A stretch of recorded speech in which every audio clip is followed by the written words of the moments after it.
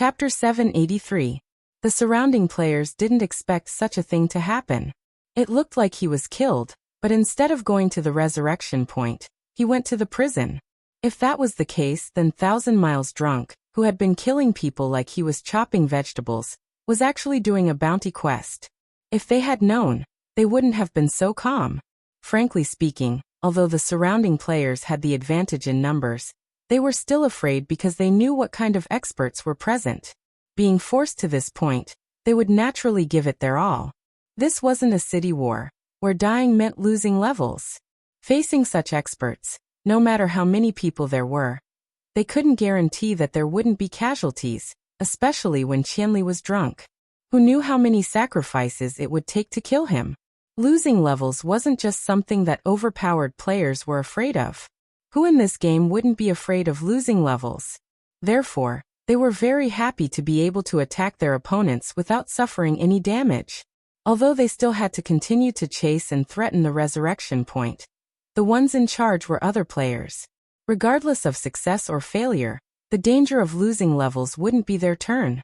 This was a bit like kicking a ball, except that it was Qianli who did it. Therefore, these people accepted it happily until now, when they realized that the situation wasn't right, but it was too late for regrets. Just as they were gritting their teeth, a new message suddenly came. There's a very overpowered person in the Priest Academy. Really? Kill him 180 times. The encirclement of players had made a huge mistake, and now it was too late for regrets. Suddenly realizing that there was still a target to chase and kill, it was as if they had found a life-saving straw. They didn't even think about how just chasing and killing one person was a threat. Their plan to force the overpowered players to leave the guild and disband by threatening to kill and lose levels had actually gone awry. The players in charge of the resurrection point had yet to grasp the whole situation, but they continued to carry out their mission seriously. On the Priest Academy's side, the targets were all priests. The work was easy and risk-free, so there weren't many people here, and there weren't many fierce masters. At this time, seeing that the priest appeared at the resurrection point, they were already prepared to intercept and kill. Like the encirclement of players, they were also masked and didn't wear their guild badges. When it came to this kind of ambush, thieves naturally became the main characters. At this time, there were ambushes both inside and outside the Priest Academy. They were just waiting for the priest to step out of the academy's entrance before swarming in and killing them. However, the Han family young master was not in a hurry. He slipped out of the Priest Academy as if he was enjoying the scenery. The hands of the bandits were sweating.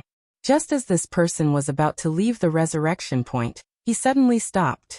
Pung! Many players who were passing by the Priest Academy and setting up stalls turned to look in their direction. In the end, they saw a few assassin players at the foot of the wall to the left of the academy's entrance, their bodies flashing with light. It was glass shards that splashed on them. I'm sorry. The Han family young master waved his hands to apologize to the assassins. Seeing that the Han family young master was talking to them, the assassins quickly pretended that nothing had happened. They patted their bodies and said, it's fine. We're in stealth mode, so we can't see it. Hehe, where are the ambushers? It must have been tough, right? The Han family young master said. The assassins snickered, thinking that once you take the next step, we'll immediately give you a surprise. In the end, they heard the Han family young master say, but I won't take this step.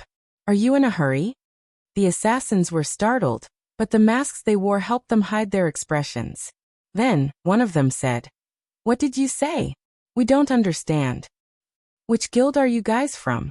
The Han family young master asked. We are. One of them had just said these 3 words when he was immediately kicked by the person beside him. He came to his senses and said, we don't have a guild. Your acting skills are too bad. The Han family young master shook his head. He took out his hand from his pocket and suddenly swung it to the right of the door. There's one here too, right? Pung! The bottle shattered again, but this time, no one came out. It moved? The Han family young master mumbled. He suddenly took out a small cloth bag from his pocket and shook it in front of him, as if he was performing a magic trick. The small cloth bag was opened, and inside it was white lime originating from White Stone City. As soon as it was opened, it immediately rushed towards the young master of the Han family. One of the thieves was drenched on the spot, and he looked like a face man from head to toe. His brothers on his left and right weren't spared either, and all of them were exposed. I'm so sorry. I didn't know you were so close to me. The Han family young master casually threw the cloth bag away. The bandits in front of him were less than 3 steps away from him. If the Han family young master stepped out of the resurrection point, they would be able to stab him with one hand. The bandits in front of him were the most pounced on. He spread his hands and looked down at his white face, not knowing what to do. The other guys also looked at each other, not knowing how to continue. In the end, they saw young Master Han reach into his pocket again.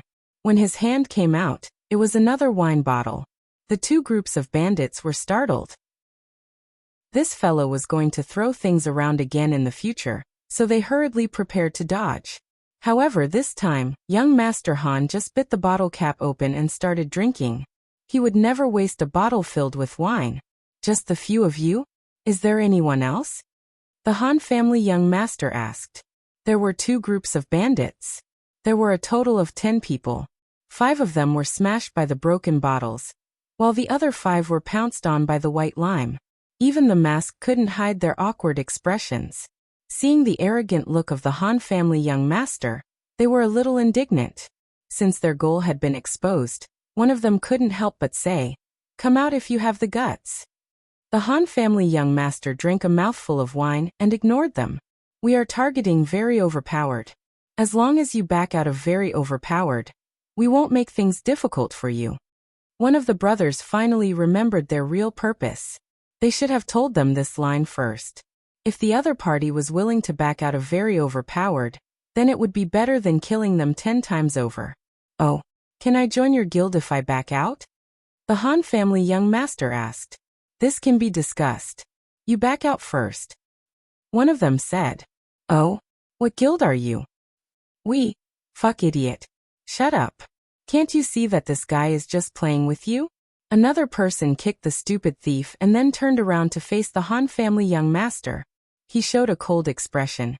"If you have the guts, then don't ever come out. If you have the guts, then don't ever leave." The Han family young master drank a mouthful of wine. "Ha ha ha ha, you want to waste time with us? Even if we take turns, we will be able to guard you," this person said. "Oh, then what time does your shift end?" The Han family young master suddenly asked.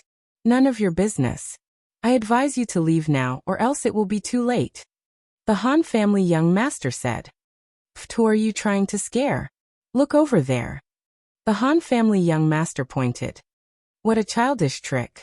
The person laughed coldly, but there were still people among the 10 thieves who couldn't help but look in the direction that the Han family young master pointed.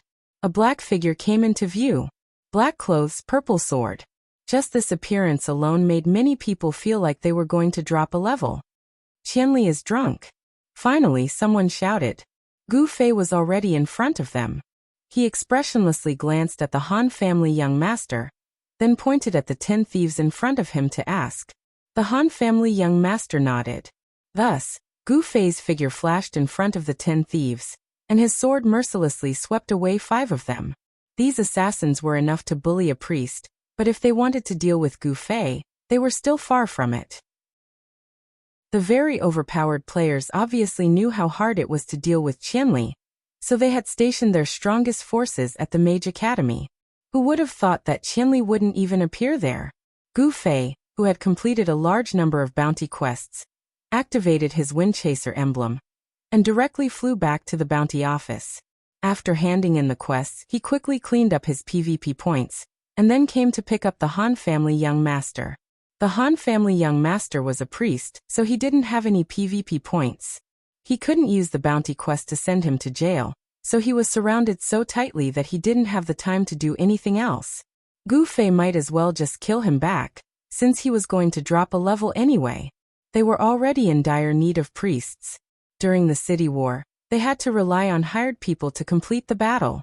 Just now, more than half of their people had retreated, including the few foreign priests. After killing those 5, Gu Fei moved on to the other 5.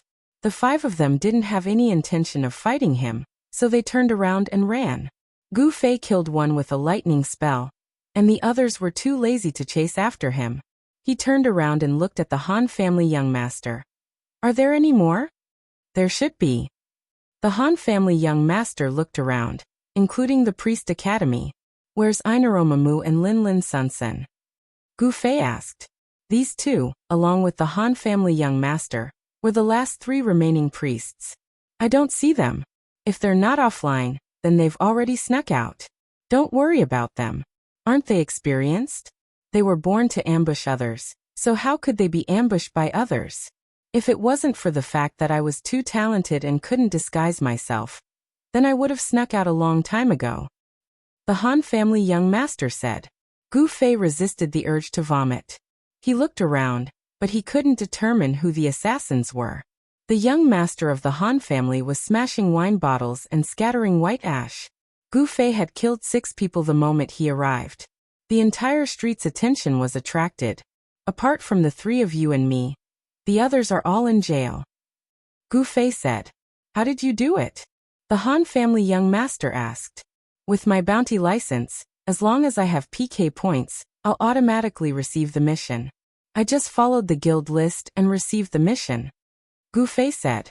Oh, that's convenient. The Han family young master nodded his head. Who are they? Gu Fei asked. I don't know, but it's not hard to find. The Han family young master said. Why? With so many people participating, how could there not be any news? Did they think that no one would know just because they covered their faces and took off their guild badge? What a joke. When did a secret mission involve tens of thousands of people? The Han family young master said. That makes sense. Gu Fei nodded his head. But there are people in our guild. You saw through it. It's too obvious. If they leave the guild, then they can leave. But how can they confirm whether or not they really left? Guild badge. What if I took it myself? So it's clear that they have someone in our guild. This person is looking at our guild list, so they can naturally confirm whether or not the players that left are real or fake. Gu Fei said. So you didn't say anything and started killing. You were afraid that if you said anything, that guy would send the news out. The Han family young master said. Gu Fei nodded his head. After that, he directly went to jail. Even if he wanted to say it, he wouldn't be able to send the news. Then you were the one who let Amethyst Rebirth and Eternal Life leave, right? The Han family young master asked. Yes. Not bad. The Han family young master nodded his head. But there was a small mistake. Gu Fei scratched his head. Oh. Deepwater, Luku encyclopedic strategist, these people didn't need to be killed. They weren't from our guild to begin with. If they wanted to leave, they wouldn't have a hard time. I was too busy killing them and forgot. Gu Fei said. In the underground prison of Cloud City, many overpowered players gathered together. After the bonfire party, the entire guild came to the prison. This event was quite unique. When they were first attacked by Gu Fei, everyone was confused. After reviving in the prison, they all understood what was going on. Most of them were happy. Some of them didn't have high PK points and would be able to get through it after a few hours. If they were killed, they would drop 2 levels. It was obvious who was better. Fuck, so that was Qianli's intention. He didn't even say anything. Yutian Shiming smiled. Compared to the fact that he avoided dropping levels in prison, he realized that Gu Fei killed them out of good intentions. This made him feel even happier. When Gu Fei suddenly attacked him and instantly killed him, he was infuriated. Sword Demon, are you there? Yutian Shiming shouted. Although the prison of Cloud City was large, the upper limit was 25 people. There were a total of 51 people who were sent to prison, and they needed 2 rooms. There was one more person. Yutian Shiming was the first to be killed and Sword Demon was the last. Of course, the 2 of them weren't in the same cell. Yutian Shiming looked around the room and didn't see Sword Demon. He immediately shouted. Stop shouting. He's in front of you. Sword Demon responded. How are you? Yutian Shiming continued to shout. Same as you. Sword Demon said. How is it the same? Your PK points are over 20. Even if you're wanted, you'll drop 2 levels. Yutian Shiming shouted. It's nothing. It's good that everyone is fine, Sword Demon said calmly. His tone was actually gratified. The two cells were originally celebrating their escape from death. After hearing this shout, they suddenly quieted down. They had actually forgotten this PK rule. At the same time, everyone discovered a problem. Sword Demon wasn't by their side. Boss Sword Demon, where are you? The voice came from the two cells at the same time. Right next to you. Sword Demon replied. Brother, you counted, and then slapped his head. There are 25 people in each cell. We should have 51 people. Then there's one more. Sword Demon, you can't be that person, right? Hee hee, I was the last to come in. Sword Demon laughed. Boss Sword Demon. Those who had just joined the guild didn't quit at that moment. Or rather, those who wanted to quit but didn't have the time to quit were all moved. Sword Demon's punishment was much heavier than any of them. Most of their PK points were in the single digits. Even if they were killed outside, they would only lose 2 levels. But now not only did Sword Demon have to accept imprisonment, but he also had to suffer a penalty of 2 levels. In addition, there was a very important problem. Boss Sword Ghoul, don't tell me you booked a room by yourself? I am, Sword Demon said. Everyone was silent again. Sword Demon's PK points were 21. This was what he had said before. He would be in prison for 42 hours alone. What about them? There were 25 people in each cell. Some people had already taken out their poker cards. If they hadn't heard the news from Boss Sword Demon, they would have already started. Everyone was silent. Finally, someone suddenly shouted with righteous indignation. When we get out, we must avenge Boss Sword Demon. Yes, avenge, avenge. There were many responses. Although Sword Demon was sent to prison by Gu Fei and lost a level, this revenge was still on those guys who encircled him. Hee hee, thank you everyone. Sword Demon smiled. Sword Demon, who do you think those guys are? Not being in the same cell didn't stop Brother Yu's gossipy heart. At this time, he wanted to discuss with Sword Demon. Wait until we get out. Sword Demon answered him. How long have we waited for you to get out? Brother Yu shouted as well. After he shouted, he realized that many people were glaring at him. These people clearly thought that Brother Yu was rubbing salt into the Sword Specter's wound. Brother Yu was startled, but he suddenly felt gratified for Sword Demon. Although Sword Demon had suffered heavy losses this time, he had thoroughly impressed these newcomers. Although there weren't many people, their cohesiveness always spread from small to large. Sword Demon's deeds this time would definitely be talked about by people in their Against the Heavens guild, letting everyone understand what kind of person their guild leader was. Lu Ke came to Brother Yu's side and pulled him. Stop shouting. Oh. Brother Yu saw that Lu Ke seemed to have something to say, and Water Depth also walked over with a solemn expression. There's a problem, haven't you noticed? What? There's a traitor in your guild. Water Depth gritted his teeth. Traitor? Brother Yu was startled. Think about it. They said that if you quit the guild, you'll be allowed to leave. But how do they know if you really quit or not? Lu Ke said. Badge. Brother Yu pointed to his chest. After I quit the guild, the badge will disappear. Well, what if I take it off myself? Lu Ke said. Keep a close eye on it. Brother Yu said. Lu Ke looked at him and didn't explain. Ugh. Okay, there's probably a traitor. Brother Yu nodded. Sword Demon should have noticed it too. Lu Ke said. Even if he didn't notice, someone will know and will definitely tell him. Water Depth said. Brother Yu knew who he was talking about, so he didn't ask. Then he suddenly thought. Qianli also knows, so he killed without saying anything. He's afraid that if he says it in the guild channel, it will be spread out. That's right. Lu Ke nodded. Who is this traitor? Brother Yu sucked in a breath of cold air, and looked at the players in their cell. What about that Ling Gufeng? The guy from the studio? After the fight, where has he been? Water Depth suddenly asked. Chapter 784. Shui Shen's question made Brother Yu pause. He didn't pay much attention to the people in the studio, or rather, he didn't pay much attention to anyone in the guild. The majority of the players in the studio didn't have a good impression of them. I didn't notice him. Brother Yu furrowed his eyebrows and thought for a long time. When we started to deal with the motley crew, he definitely wasn't in your 3 speed teams, so he was probably with us. After that, we were surrounded. At that time, everyone was panicking and I completely forgot that there was such a person. I forgot too, damn it. Shueishan was depressed. He felt that this matter shouldn't have happened to him. He had always hated the people in the studio. How could he forget to pay attention to that person's existence? This time it shouldn't have anything to do with him, right? If it was him, he wouldn't have come here at all. This would make people suspicious. Luca said.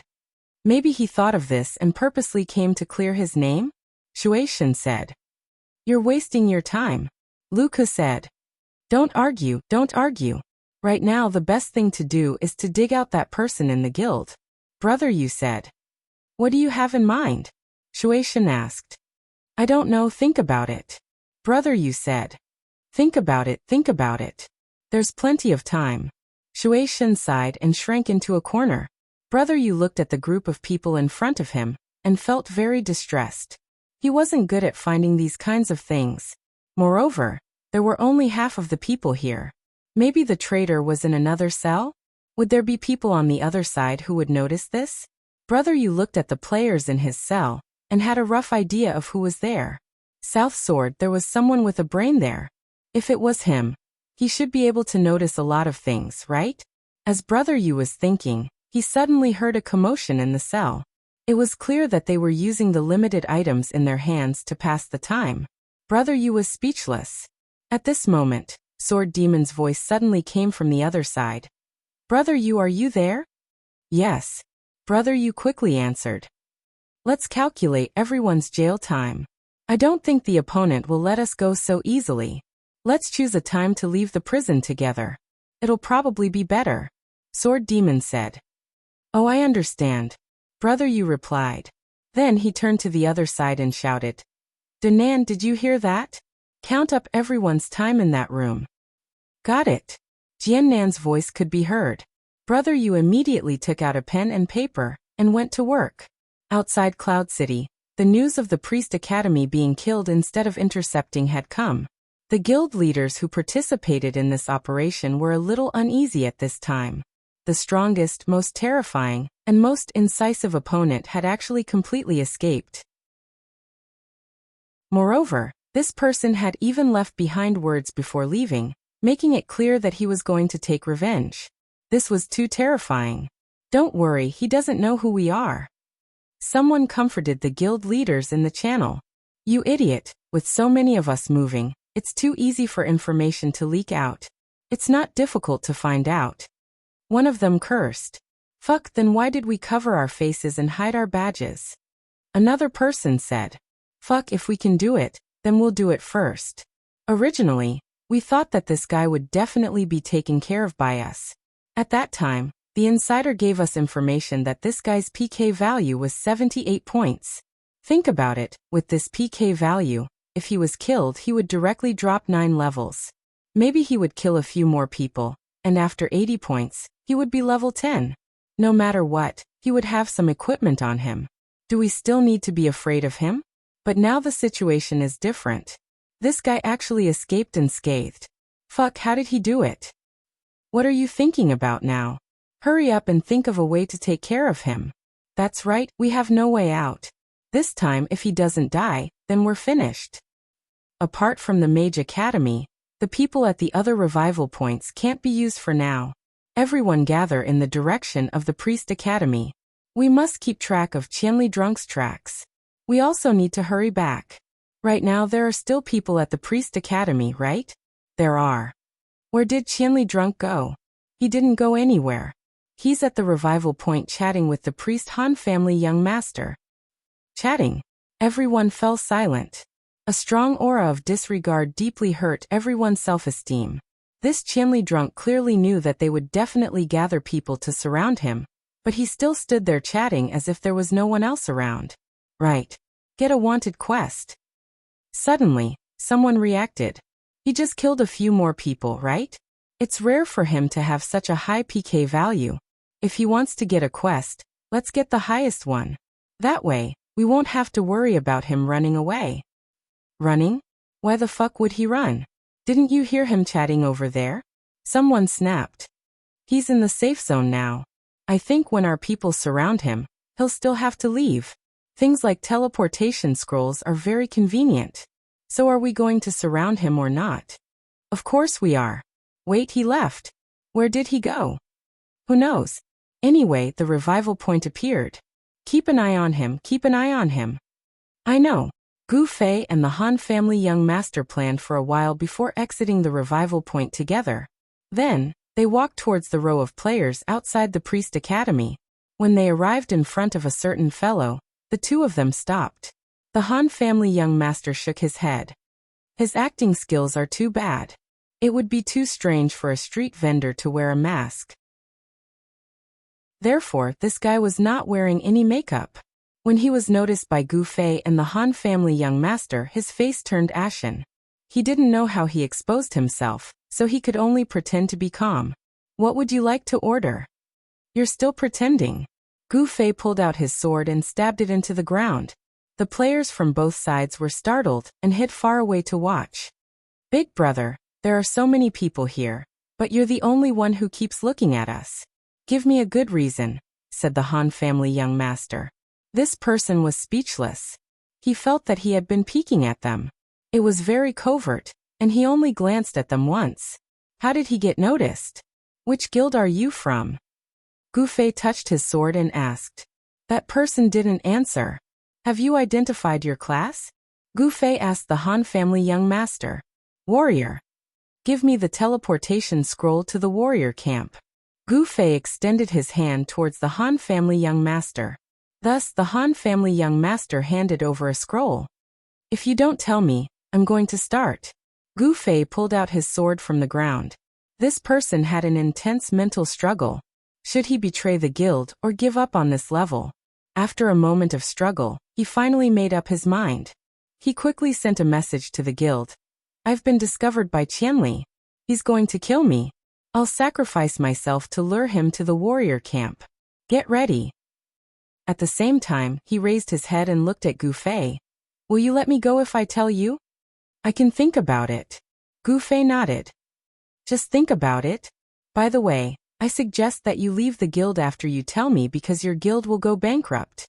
Gu Fei said. Let me think about it. The person said. He's stalling for time. Gu Fei said to the Han family young master. It's obvious. The Han family young master nodded and lectured him. Everything you do is too obvious. We can see that you're stalling for time. How can we fall for any traps you set up? For example, setting up an ambush in the warrior camp. Tell them to stop. The person was speechless. Tell your guild leader to hide well. That includes his people and his guild. After Gu Fei finished speaking, he slashed down with a spell. The person didn't even think about resisting and let Gu Fei kill him. I can't scare him. After killing the person, Gu Fei shook his head and sighed. This guy is level 41, right? Maybe he'll be better at level 40. No matter what, it's just a level drop. It's not scary enough. The Han family young master also sighed. We still have to find out. Gu Fei said. Okay. Then hurry up. Wait, I'll buy a ring. How much is it? At the entrance of the priest academy, there was a lot of priest equipment. While Gu Fei was killing people, the Han family young master found a ring from a stall and traded it. Gu Fei was helpless. He sent a message to July and Tsubasa Sakuratsuka. Are you guys okay? We're fine. The two replied. That's good. How are you guys? What's your plan? July and Tsubasa Sakuratsuka were people from two different worlds, but they had the same problem. Because at that time, both of them had received the same message from Gu Fei. Take the guild's people away. We have another way to escape. July and Sakurazuka Tsukasa were people who could see the big picture during crucial moments. They didn't act blindly. When they received Gu Fei's message, they were just in time to see the other side shouting the same thing. Thus, they led the two guilds away. I sent them to prison with a wanted quest. Right now, I'm the only one outside. There are still priests who haven't PK. Gu Fei told the two. Then what do you plan on doing next? The two asked the same question. Of course I can't let those guys go. Of course, they probably won't dare to let their guard down against me. It's just that I don't know who my opponent is. I mean, help me ask around. Gu Fei said. That shouldn't be hard. With so many people moving, there should be quite a bit of news in the city. July nodded and immediately asked the girls to ask around. The girls naturally didn't refuse.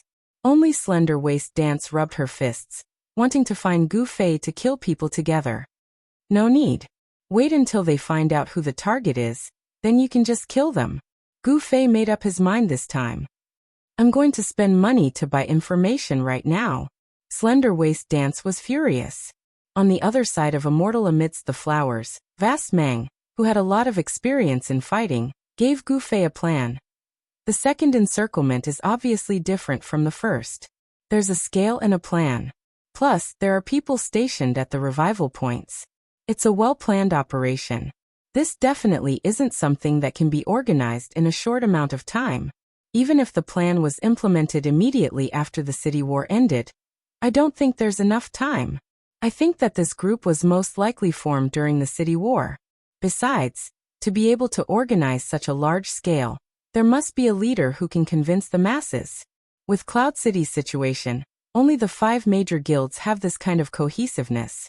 Maybe it's 1, maybe it's 2. Makes sense. Gu Fei agreed and told Vast Mang's analysis to Han Family Young Master. Han Family Young Master shook his head. I don't think this is an operation that can be organized by guilds alone. Why? Gu Fei asked. I've analyzed it before. The other party's goal is to disband our guild. It's possible that they're aiming for the 6 city rewards that our guild currently has. However, there are only 6 city districts. No matter how the system redistributes these 6 districts after we perish, there will at most be 6 guilds assigned to each district. The first wave of people that attacked us might have been deceived cannon fodder. Let's not talk about that for now. The second wave, including the ambushes at the revival points, I estimate that there are no less than 20,000 people. How many guilds would that be? Even if they were all level 6 guilds, there would be at least 20. However, there are only 6 city districts right now. How do you expect these busy guilds to distribute the rewards? Han Family Young Master said. Then according to what you've said, wouldn't it be impossible to form such a large-scale team? Gu Fei was confused. A studio. Only a studio can do it. Moreover, even if we perish, will the rewards for our city districts be redistributed? The system hasn't announced the relevant rules yet. However, there are definitely rules. It's just that it hasn't been announced yet. However, the studio might have already gotten hold of this insider information through their channels.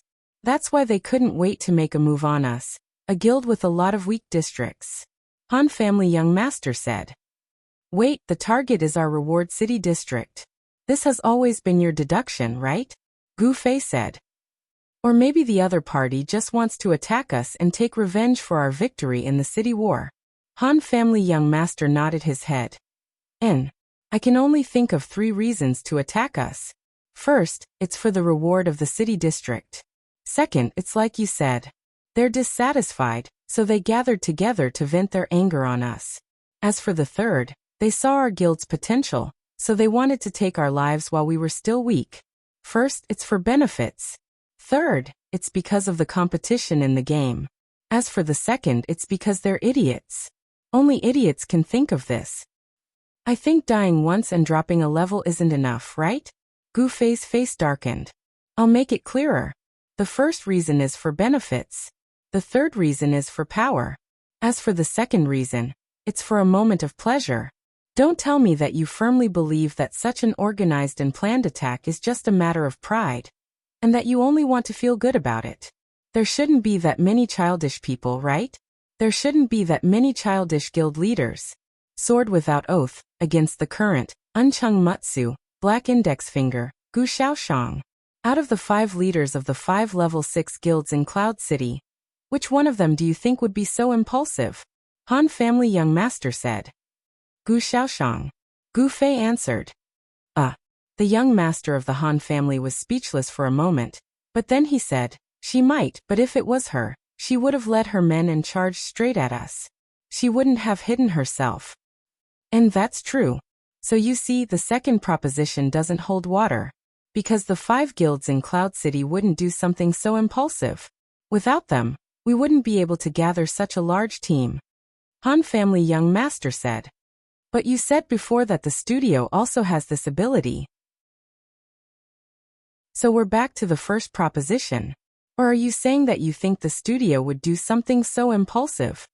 Han family young master continued to talk to Gu Fei with a disdainful attitude. Okay, the second proposition doesn't hold water. But first and third don't need to be considered separately. Maybe they each have their own plans and came together to get what they need. Gu Fei said. That's right, this is the most likely possibility. If the studio wants to do something, they would need to borrow the strength of the 5 guilds. Unless one of the 5 guilds is directly controlled by them. Then why aren't you asking around? What are you talking about? We're being followed. We might be surrounded at any time. Let me tell you. Gu Fei said. Kill him. Han family young master was just standing there and talking. Archers tens of meters away. How can I chase them? Gu Fei said. How did you find out? That messy killing intent of yours doesn't seem to be more than 10 meters away. Do you think I'm blind? I can only rely on that feeling. I have eyes too. Haven't you heard of the phrase, seeing 6 directions with your eyes? Gu Fei said. In the end, Han family young master didn't pay attention to him. He suddenly waved his hand and called out. Hello, guild leader Gu. Gu Xiaoshang was standing at the end of the street. When he heard the call, he turned around and saw the 2 of them. He smiled and greeted them. What are you looking for me for? It looks like guild leader Gu doesn't know what happened to us tonight. Han family young master said. What happened? Gu Xiaoshang looked like he really didn't know. We were ambushed. The enemy was very sinister. They first sent a bunch of noobs to surround us. After we retreated, we gained a large amount of PK points. Then their main force appeared and threatened to disband our guild.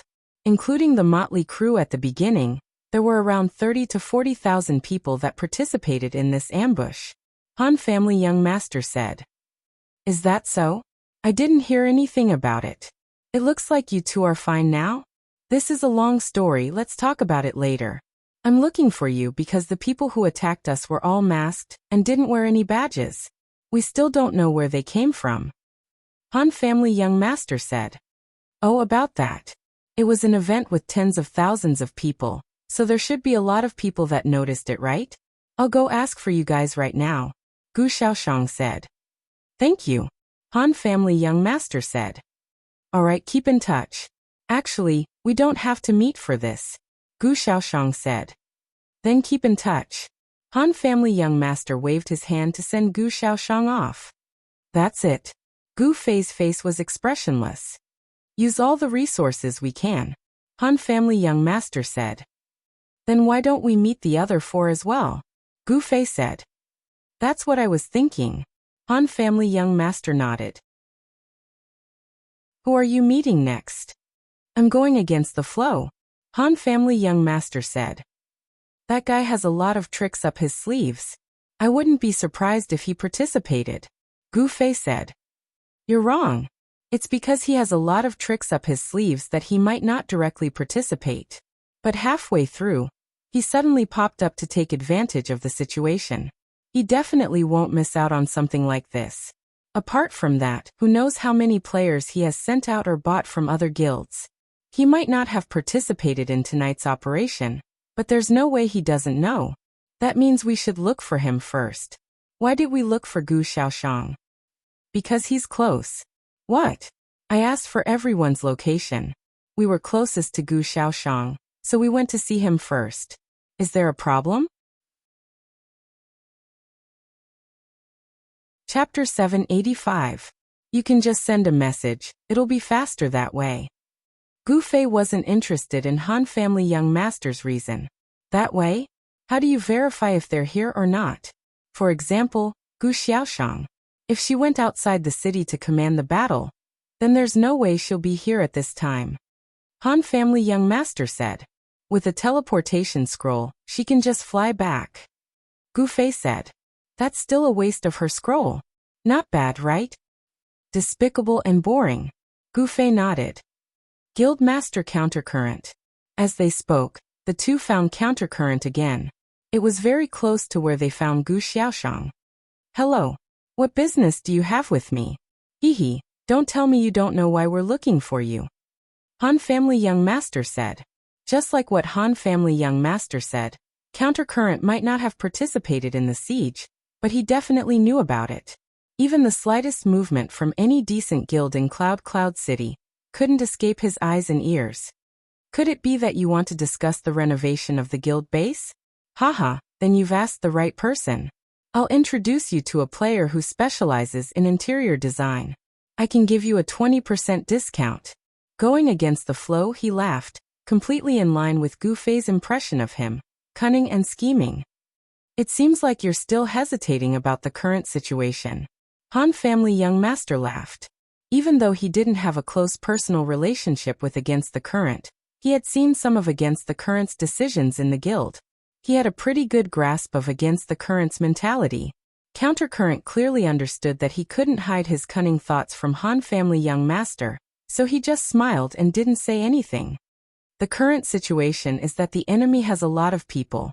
We're all in jail and the two clerics are missing. Only Qianli and I are moving as usual. Qianli, where do you think we have the advantage? Han Family Young Master said. It's obviously on our side, Gufei said seriously. I think so too. The Han Family Young Master nodded. You two. You've made things difficult for me, Upstream said with a bitter smile. Actually, I'm not trying to make things difficult for you. I'm threatening you. I'm extremely irritable today. I even killed my own brothers. Guild leader Countercurrent, if you don't tell me, I'll kill you, Gufei said as he unsheathed the dark streak. Qianli, you won't. Countercurrent actually laughed. Although you're always full of PK points and everyone's expression changes at the mention of you, I can still see that you're a very principled person. You've never PK anyone for no reason. If I was involved in this matter, of course you wouldn't hesitate to kill me. But in fact I wasn't. So, you're just scaring me now, right? I'm not a saint either, Gufei said after a moment of silence. Sometimes I make some mistakes. It's unavoidable for my hand to slip and cause some accidental injuries. Come to think of it, I've already accidentally injured someone once today. Oh no, it's 3 times. I shouldn't have killed someone. Countercurrent looked calm on the surface, but his heart was beating wildly. He couldn't tell if Gufei was just trying to scare him, or if he really was a little too emotional today. After a moment of hesitation, he finally said, All right, then I'll tell you. Speak. According to what I know, the ones who organized this attack are the reigning Forces, Black Alliance and Muyan family. Oh, 3 families are actually participating? Han Family Young Master said. Do the 2 of you still think you have the advantage? Countercurrent asked. Of course. Gufei was full of confidence. Then I wish the 2 of you immediate success. If there's anything you need help with, just let me know. As long as it's within my means, I'll do my best. Countercurrent smiled and bid farewell to the 2 of them. See, this is his style. Han Family Young Master looked at Countercurrent's back as he left. He actually wants to use me to attack these 3 families? So it might not be these 3 families doing? Gufei said. Han Family Young Master nodded. In the end, he can say that it's a misunderstanding or even a grievance.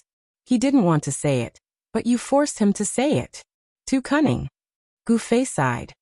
But now we can confirm that the target is one of these 3 families. Han Family Young Master said. Why? Completely fabricating 3 families would be too much of a lie. I don't think he would dare to mislead us like this at this time. Han Family Young Master said. So there's definitely one of them? Not just one, I think there's 2, Han Family Young Master said. How do you know? If we make a move now, if we attack the innocent party, there will be a time to clarify that it's a misunderstanding. At this time, everyone will communicate that it's Countercurrent's doing. The ones who will be angry will be the ones who suffered losses, the ones who were attacked by us. After being tricked like this, they will definitely retaliate with a tooth for a tooth and retaliate. At this time, If there were two guilds that were hurt by the misunderstanding, then with 2 against 1, they definitely wouldn't be a match for Jiudange. How did Countercurrent put himself in such a situation? But if it's just one guild, then no matter which one, they all have the strength to fight against Jiudange. Plus, all of this was within his plans. He had long since prepared for this. As for the opponent, they were just hurt by the misunderstanding, so in a fit of anger, they would retaliate. It's very likely that they won against Jiudange in the end. After hearing this, Gu Fei immediately understood and added, "At this time, the real culprits of the 2 guilds must have been eliminated by us." Jiudange took advantage of the situation and also eliminated 1 guild. In the blink of an eye, out of the 5 big guilds in Cloud City, only Jiudange and Rosy Clouds are left. The Han family's young master nodded. "Even though they won this battle, I'm afraid Singing Wine's strength will be hurt. However, Rosy Clouds with their style is already at their peak. I don't think they can continue to grow. In the end, Singing Wine will be the only guild in Cloud City." This guy really is scheming. Gu Fei sighed. "Unfortunately, I've already seen through him. Looks like this is the best time for our guild to take advantage of the chaos." Han family young master smiled proudly. "Hurry and confirm the 2 opponents," Gu Fei said. "Don't rush. If I'm not wrong, the 2 opponents should be Black Alliance and Shepherd Cloud Guild," Han family young master said. "Why? Because ever since that escort mission, Reigning the 4 Seas Unsworn Sword has developed a good impression of our elite group. He's actually a very emotional person. He didn't have a choice in the city war, so as long as he had a choice, he would try his best not to fight us. In reality, he already sees us as friends and has been trying his best to build a good relationship with us. The variable on his side is reflection years. That guy has been tricked by us many times, so he definitely doesn't feel good about it. If I'm not wrong, if it wasn't for him, Reigning the 4 Seas would have received the news and warned us in advance. Because of this guy, Reigning the 4 Seas Unsworn Sword might have decided to not help either side for now. When the situation becomes clear, he might be able to react faster than going against the current and jump out to help us. You've seen his clumsy acting skills many times, right? That's right. Then according to your analysis, you've already identified Black Alliance and Shepherd Cloud Guild as enemies right from the start, right? Gu Fei asked. Idiot, we had the support of the studio at the start, so there was no possibility of the 5 big guilds participating. That's why we needed to confirm it. If you didn't confirm it, would you do it if I told you to start from the 5 big guilds? Han family young master said. No. Gu Fei shook his head. Without confirmation, he didn't want to randomly attack people. So now that we've determined that Reigning the 4 Seas Unsworn Sword isn't participating, you won't purposely attack Reigning the 4 Seas Unsworn Sword in order to incite them to fight against Singing and Wine? Han family young master said. You're shameless, Gu Fei said with disdain. Then do you agree that the targets are Black Alliance and Shepherd Cloud Guild? Han family young master continued to ask. Gu Fei nodded. I agree. Then why are you still standing here? Hey, even if I know they're the targets, I have to be able to find them, right? Don't tell me you want me to charge into the army outside the city. Gu Fei said. Don't you have a wanted license? Take the name list of the 2 guilds and search for them. You'll find them eventually. Let's start slowly, Han family young master said. What about the name list? Do you have it? Brother Yu isn't here right now. You don't know where Brother Yu is? Go to the jail? Can we trade things in there? Gu Fei asked. Yes. Han family young master nodded with certainty. He had given wine and money to the people in the jail before. Then I'll go. What about you? Me? Maybe I'll find a respawn point to go offline and sleep. It's up to you. Fuck. Gu Fei looked at Han family young master with disdain, then turned around and headed towards the jail. Han family young master knew that the 2 of them were being watched from afar. Gu Fei was strong and wasn't afraid of small groups of enemies, but Han family young master couldn't. Even if a priest's skills were outstanding, it wouldn't solve the root of the problem. When his mana ran out, he would still be dead. However, these small matters weren't a problem for Han family young master. He found a random corner with a lot of people, turned around the wall, and quickly changed his equipment. Who didn't know how to disguise themselves? Don't forget that Han family young master's face was blessed by the heavens. Gu Fei carried his sword on his shoulder the entire way. Whenever he saw a masked player, he would have the urge to hack at them. However, when he saw that the masked players were all thief players, he wasn't sure if they were his enemies. He could only try his best to restrain himself. The jail wasn't too far away. When Gu Fei arrived, it was bustling with noise and excitement. In such a short amount of time, quite a few players had already gathered outside the jail. The area around the jail had always been deserted. Now that there were a few hundred players gathered here, it was obvious who they were. Gu Fei was also fully equipped this time. He had already borrowed Strange Pupil's mana loop and received it from his mailbox. Strange Pupil was filled with emotions. Ever since Gu Fei found out that his equipment was still his in name, Gu Fei would borrow it without hesitation whenever he needed it. Strange Pupil didn't have much interaction with other players. Otherwise, they would have a common language. A few hundred? Gu Fei leaned against the wall and took a deep breath. Kill. That was exactly what Gu Fei was planning. Gu Fei was furious that his opponents had ambushed him for no reason. He really had the urge to kill all of them. With mana loop in hand, and relying on the terrain, Gu Fei was confident that he wouldn't have to fight in close combat. However, his PK points. This problem was too realistic. Gu Fei had to consider it. There were no other wanted targets for him to kill.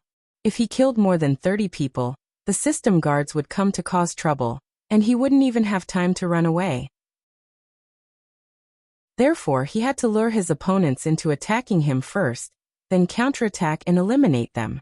This way, he wouldn't have to worry about his PK points, but it meant that he had to gain the upper hand.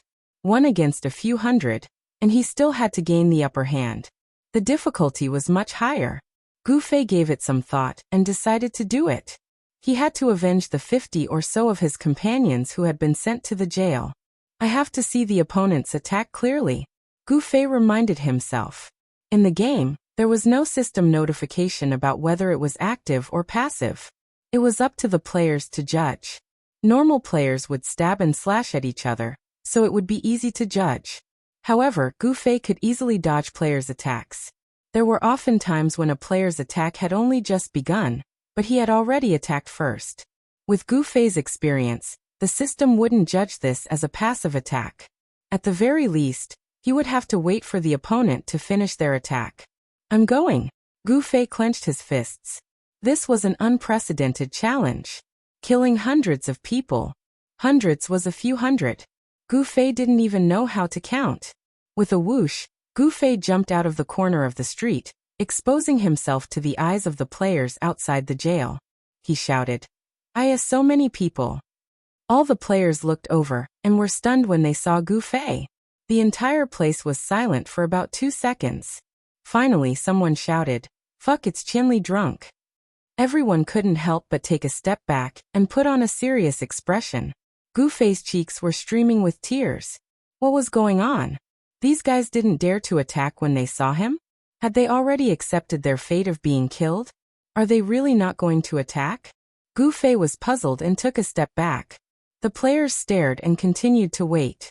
Gu Fei continued to retreat and wait. As he retreated, Gu Fei couldn't see them anymore. He found himself back to the corner of the street. There were hundreds of people, but they were so determined. None of them moved. The players who didn't move were actually gratified. Someone said in disbelief, "We scared off Qianli drunk." That's awesome. They were quite excited. Qianli drunk is only so. He's afraid when he sees us. Pride came after the excitement. Singing to wine is so useless. 1,000 people were killed, ha ha. The benchmark of singing to wine being killed by 1,000 people obviously couldn't be erased again. They were always remembered and measured by the players. Just as the players were rejoicing, Gu Fei walked out again. He was ready for battle again. Gu Fei walked forward. The players didn't move. Gu Fei entered the archer's range. They still didn't move. Keep walking, keep walking. The mage's attack range was also in. The players clenched their weapons, ready to surround him at any time. However, they still didn't take the initiative. Gu Fei was going crazy. He suddenly raised his hand and struck a person with a lightning spell. He also threw an area of effect spell, then turned around and ran. He didn't want to lose his PK points, so he couldn't get passive attacks. Gu Fei found a profession with low HP to strike. He ran immediately after. He didn't need to look back to know that the guy was instantly killed. His PK points jumped out. It wasn't easy to insta-kill someone with a single lightning spell. If it wasn't due to poor equipment, then it was due to a low level. Otherwise, a level 40+ player wearing blue equipment wouldn't have died to a single lightning spell, no matter what class it was. After the lightning came a sea of fire. Gu Fei liked to use 1,000 flames of the flaming tree. This spell silently rose from the ground. It wasn't like the heavenly firewall burning in the sky, so it was more effective for a sneak attack. Hearing the screams behind him, Gu Fei knew it was another sneak attack. His PK points increased by 2 points. Gu Fei shook his head. The quality of this group of guards was uneven. As expected, it was a joint attack from multiple guilds. If it was against a guild like Singing to Wine, there wouldn't be such noobs. There were only screams behind him, but there was no sound of arrows. Why didn't these players attack him no matter what? Gu Fei looked back and found that some people had started to draw their bows. But after a second of relief, Gu Fei burst into tears again. These people finally attacked, but the problem was that they had just been attacked by Gu Fei. Now they were the passive ones. Gu Fei didn't have a chance to be passive anymore. What should he do? Gu Fei almost burst into tears and ran back to the corner of the street. But on the other side of the street, there was a group of people coming. This group of people took the initiative. As soon as they saw Gu Fei, they immediately raised their hand and pointed. Found it. It's over there. Gu Fei was startled. There were a lot of people coming. If he fought his way out, his PK points would easily exceed 30. Now that he was in the city, he would be quickly surrounded by the guards. As a member of the guard, Gu Fei didn't dare to try and see if there was any special treatment. After giving it some thought, Shifeng decided to dodge for now. Looking to his left and right, he noticed that the walls were not very tall. Hence, he leaped up and used instantaneous movement. In the blink of an eye, he had crossed the street. Ordinary players did not possess such an ability. Hence, although the distance between the two sides did not appear to be very large, in reality, the distance between them had increased by a large margin. PK points are really troublesome. Gu Fei sighed. As he thought about his PK points, he suddenly realized another problem. Depressed, Gu Fei scolded himself for being too noob. In the game setting, players with PK points wouldn't have a passive attack state. When Gu Fei rescued the Han family young master, he had PK points, and it hadn't been washed away yet. Just now he was busy thinking of a passive attack state. Fortunately, the other side didn't cooperate. If Gu Fei really wanted to rush in and start a massacre, his PK points would immediately jump to 30. It would be too late for regrets. What do you mean by not being able to get a passive attack state? It doesn't work in the game at all. Gu Fei reflected. The plan now was to wash away his PK points. Gu Fei was really annoyed with the system.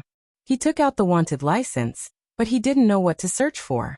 Thinking that he knew the leaders of the two major guilds, he tried them separately. Wow, I got it! Gu Fei was excited. He actually found a black index finger. With this search he received the quest. But soon, Gu Fei was so depressed that he wanted to slap himself. Why did he receive them? Send them to the dungeon? This was too easy. He was going to kill them, but now, Black Index Finger was wanted, and the quest couldn't be cancelled. If he wanted to kill him, he had to find an assistant. Chapter 786. Han family young master obviously couldn't kill people. This guy didn't have any attack power, and he didn't have any PK points. Thirdly, he had short legs. This was a killer's taboo. A killer with short legs could only be used as a human bomb and die together with the enemy. Reversing the three conditions that Han family young master didn't meet, a name immediately popped out. Slender Waist Dance. Actually, ever since they were surrounded and separated, Slender Waist Dance had been arguing nonstop, asking Gu Fei when he was going to start killing. Gu Fei told her to wait, so she kept urging him. Now she finally received news that Gu Fei was going to attack. Ha ha ha, it's finally my turn. Kill who? Slender Waist Dance asked. Black Index Finger. Gu Fei said. Who is that? The leader of the Black Alliance. You don't even know that? Gu Fei was shocked. Is he strong? Slender Waist Dance asked. No. Slender Waist Dance actually asked the wrong question. In the game, there wasn't a character that Gu Fei would think was strong. If he could say that they weren't bad, had a bit of awareness, and had a bit of skill, then he would be considered an amazing gamer. Where is he? Slender Waist Dance asked. Wait, let's go together. Where are you? Aya so long-winded. Tell me the location first. I'll go scout. Slender Waist Dance said. Gu Fei had no choice but to tell her the coordinates. However, he wasn't too worried. Although Slender Waist Dance really liked individual heroism, she wasn't a rash person. She wouldn't foolishly try to be a hero, even though she knew she couldn't win. Fuck, how do you know so clearly? Slender Waist Dance was shocked at the precise coordinates that Gu Fei provided. I received a bounty, so I'll have to rely on you for the last hit. I don't want to send him to the dungeon. Gu Fei said. Oh, then you better prepare the coordinates for the revival point. What's his class? Warrior. Have you made the scroll? Not yet. Then what are you waiting for? Go make the scrolls first. Slender Waist Dance criticized him. This was the extravagance of a rich person's pursuit. Actually, it was very rare for a person to use a teleportation scroll. How many people would he have to kill to recoup his losses? Don't be like that. Chasing after him too closely is too stressful. What if he gets nervous and goes offline? Let's just take it slow. Gu Fei's thoughts were deeper than Slender Waist Dance's. Even a murderer knew the principle of boiling a frog in warm water. Too treacherous, Slim Waist Dance commented. Then, she stopped talking and ran towards the coordinates provided by Gu Fei. Gu Fei was also rushing in that direction while constantly updating the coordinates of the Slender Waist Dance. However, Gu Fei's progress was not so smooth. He did not know how many groups of people the other party had organized to hunt him down. He would often bump into them on the streets. Gu Fei gritted his teeth. If this city war did not count PK points, he would go up and kill all these people. Now that he was being suppressed by the mountain of 30 PK points, he was very unhappy. However, although Gu Fei's path was full of twists and turns, he was not in any danger. He was completely blocked and could use teleport to get to the top floor. The players chasing him knew that Gu Fei would have such a move up his sleeve, but there was no other way. No one could predict when Gu Fei would make such a jump. Even if they wanted to ambush him, it would be impossible. Gu Fei chased after the coordinates of the Black Index Finger. He dodged and turned. Slowly, he found that he seemed to be going in circles. At this time, Slender Waist Dance's information arrived. There were only 2 words. A lot of people. Where? Gu Fei asked. The entrance of the dungeon, Slender Waist Dance replied. Gu Fei was startled. After all this time, he had been running for nothing. If he had been squatting there, the Black Index Finger would have delivered itself to him. Can you confirm the target? Gu Fei asked. Not at all. Slender Waist Dance was currently in stealth and strolling around the dungeon. In fact, it would be a stretch to say that she was nearby. Who knew how many people the Black Index Finger had brought with it? She could only look at the coordinates that Gu Fei gave her. Confirm the target? Not to mention that these people were all masked. Even if they weren't, to get to the coordinates from here, they would have to pass through a sea of people. It was too unrealistic. After Slender Waist Dance explained the situation to Gu Fei, there was nothing Gu Fei could do. At this time, he was still being chased by people, which made him feel very depressed. Since Gu Fei was always hiding, the people chasing him became more and more arrogant. They shouted at the top of their lungs, "Qianli is drunk, if you have the guts, don't run." Many streets in Cloud City had this kind of voice, but Gu Fei clearly only appeared on one street. This was because these people realized that shouting like this was very refreshing. Because when they shouted this word, the players on the street all looked at them with shock, worship, and admiration. Bathing in these kinds of gazes, it was especially refreshing. Gu Fei was angry. black index finger temporarily couldn't move, but because of this quest, it completely proved that black index finger was involved in this matter. Didn't they bring people to ambush in the dungeon? As for these minions behind him, they actually thought that he was afraid of them. Gu Fei looked at his PK 7 points. If he suppressed it below 30 points, he could at least kill 22 people. As for the team behind him, although there were more than 22 people, if he killed more than half of them, they wouldn't dare to be so arrogant. Gu Fei made up his mind, suddenly turned around, and fiercely rushed towards the team of pursuers. This team of pursuers led the way with a wanted quest, and had been chasing Gu Fei for a long time. The pursuers seemed to be in a mess, but in fact, every time they confirmed Qianli's coordinates, everyone was diligently studying, predicting Qianli's direction, and trying to surround him. They were even used to the scene of Gu Fei running up the wall when he encountered obstacles. At this time, this team estimated that Gu Fei was about to fly away, but they didn't expect him to turn around and run towards them. "He's here. What does he want to do?" Someone cried out. "Nonsense. What do you think he wants to do? Prepare for battle." The leader of the team waved his hand, and the long-range professions opened fire. Arrows and spells spread along the street. The people on the street hurriedly ran here and there. Encountering a group PK was actually quite unlucky. If you were accidentally hit by an attack, no one would come to reason with you. Seeing that the attack was about to arrive, Gu Fei suddenly ran to the street wall, jumped up, teleported, and disappeared on top of the wall. Fuck! The team of players raised their middle fingers. Seeing Gu Fei rush over so valiantly, they thought he was going to do something, but after all this time, it was still this song. Team 4, Qianli jumped over the south wall in a drunken stupor. It's very likely that he's on your street. Prepare your equipment, prepare your equipment. At this time, the team leader hurriedly sent a message to the other team, and their encirclement spread out. As soon as this message was sent, everyone suddenly felt the sky above them darken. When they looked up, Gu Fei had already swooped down like an eagle. The eagle stretched out its sharp claws, while Gu Fei swung out his night streamer sword. The air was already filled with flames, and when it landed, it swept across the necks of a circle of people. Those with thin HP were already bleeding, while those with thick HP were ashen-faced, and they scattered to the side to avoid it.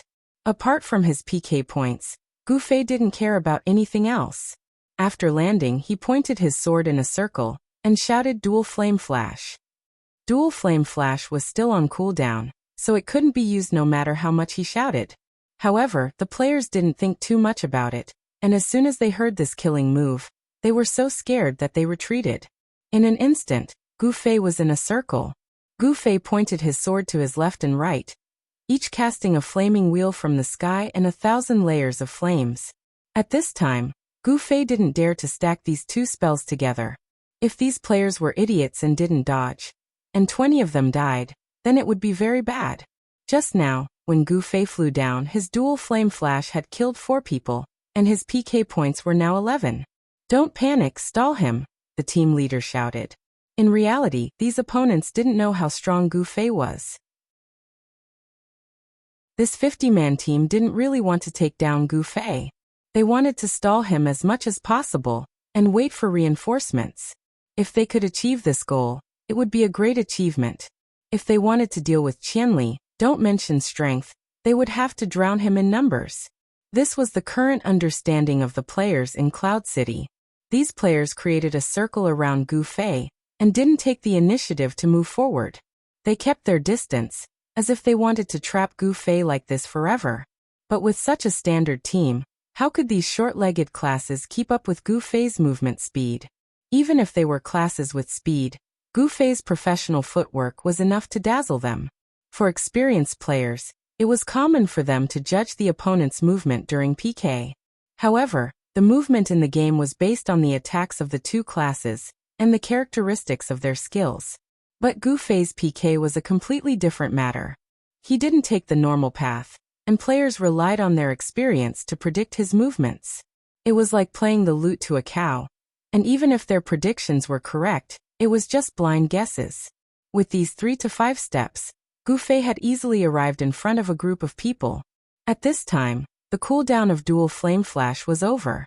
He turned around and killed people while rushing out of the encirclement. He looked at his PK points, it was 17. And Gu Fei had already sensed their intentions. If he was really blocked by them in this street, it would be quite troublesome. At this time he had to retreat. Although he had to retreat, he still had to say his words. Gu Fei retreated as he cut down another person. He shouted to the remaining players who wanted to surround him. Black Alliance, be careful. After saying this, he turned around and left. The players behind him were startled, but they still chased after him. There were players who had been summoned ahead of him, and they were blocking the street entrance. Gu Fei saw that it was just a group of people. Without saying anything, he swung his sword.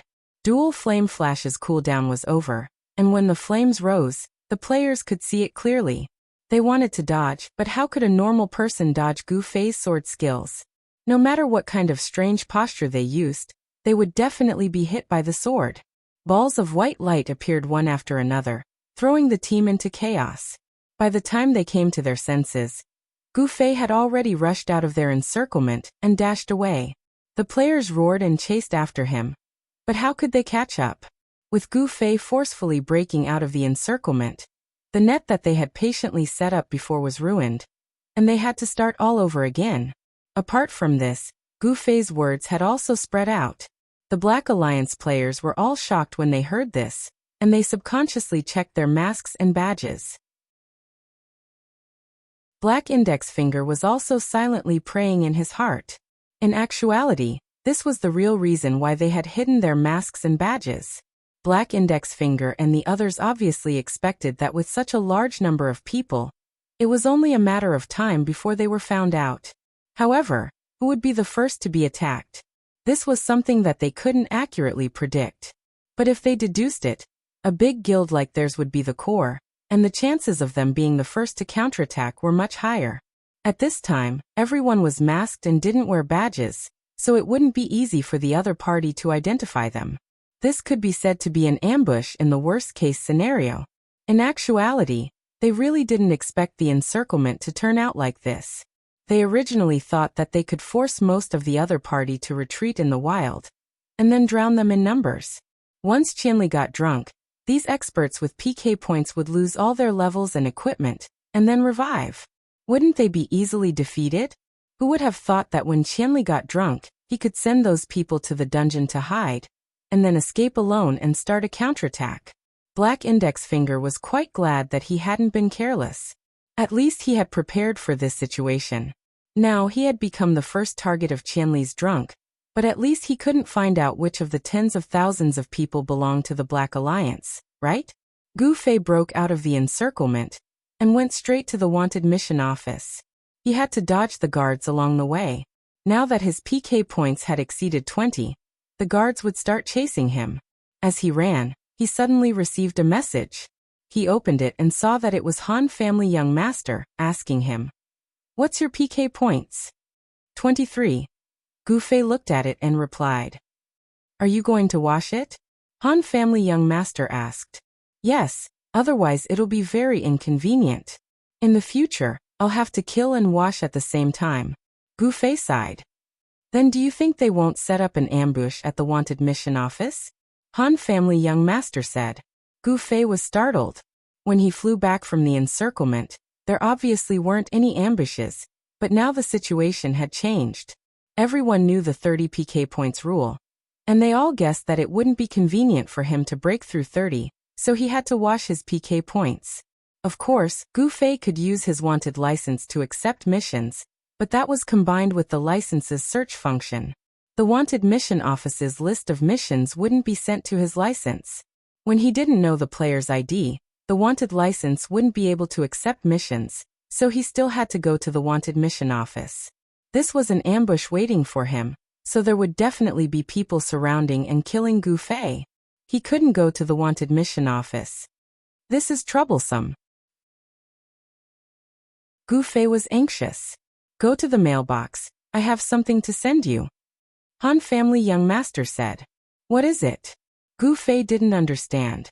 "You'll know when you get there."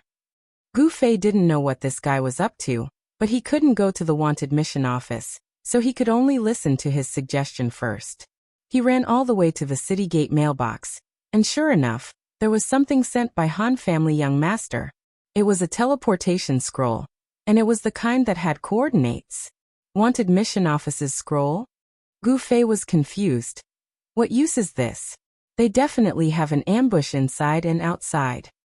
Do you want to bet with me? Han family young master said. What are you up to this time? Gu Fei didn't understand. Let's fly and you'll know. Han family young master said. This guy's bad habit was acting up again, and he wouldn't tell the truth about his plan no matter what.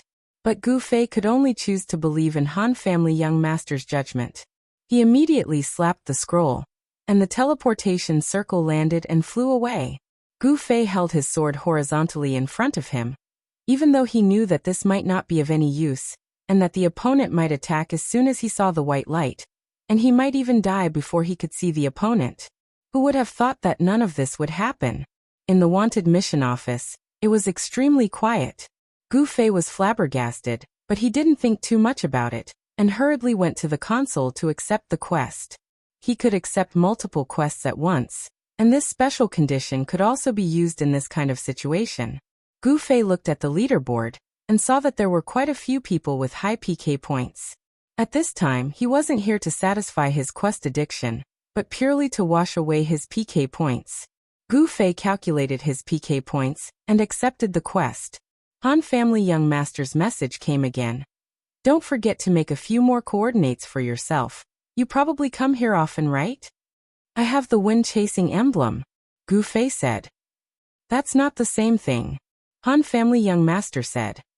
You brat, just what is going on? Gu Fei asked. You'll know once you leave the door, Han family young master said. Gu Fei was confused. Could it be that this brat had already cleared out all the ambushes? But if that was the case, then what was the point of using the scroll? Gu Fei was confused, pushed open the door, and immediately froze. The wanted quest office was the place that Gu Fei was most familiar with, and of course he was also very familiar with the scene around it. But what he saw in front of him right now wasn't the scene of Cloud City that he was familiar with. The answer was obvious. Gu Fei's message was actually sent to the wanted quest office of another main city. Fuck you, brat. Gu Fei now knew what Han family young master was planning. Could it be that their ambushes can be set up in other main cities? Han family young master said. You're ruthless. Gu Fei said. That's why I said make more scrolls. It's useful. Han family young master said. I don't have many scrolls on me. Where did you get them? Gu Fei asked. I asked the people in Moon Knight City to make them. I'm now looking for people to buy scrolls. I'll give them to you in a bit. Gu Fei was an assassin that didn't need healing, so Han family young master began to work as an assassin. So it's Moon Knight City. Gu Fei felt that the scene in front of him was a bit familiar. Any city is fine, as long as it's not Cloud City. Wash up and fly back, and pay some money. We'll need a large amount of scrolls. Han family young master said. Okay. Gu Fei replied, and began his journey of Moon Knight City's wanted quest. Cloud City's wanted quest office, just as Han family young master expected, there were many ambushes inside and outside. In fact, this was another of their tactics. Chasing after Qianli drunk wasn't easy, because Qianli had speed when he was drunk, which was a very annoying advantage.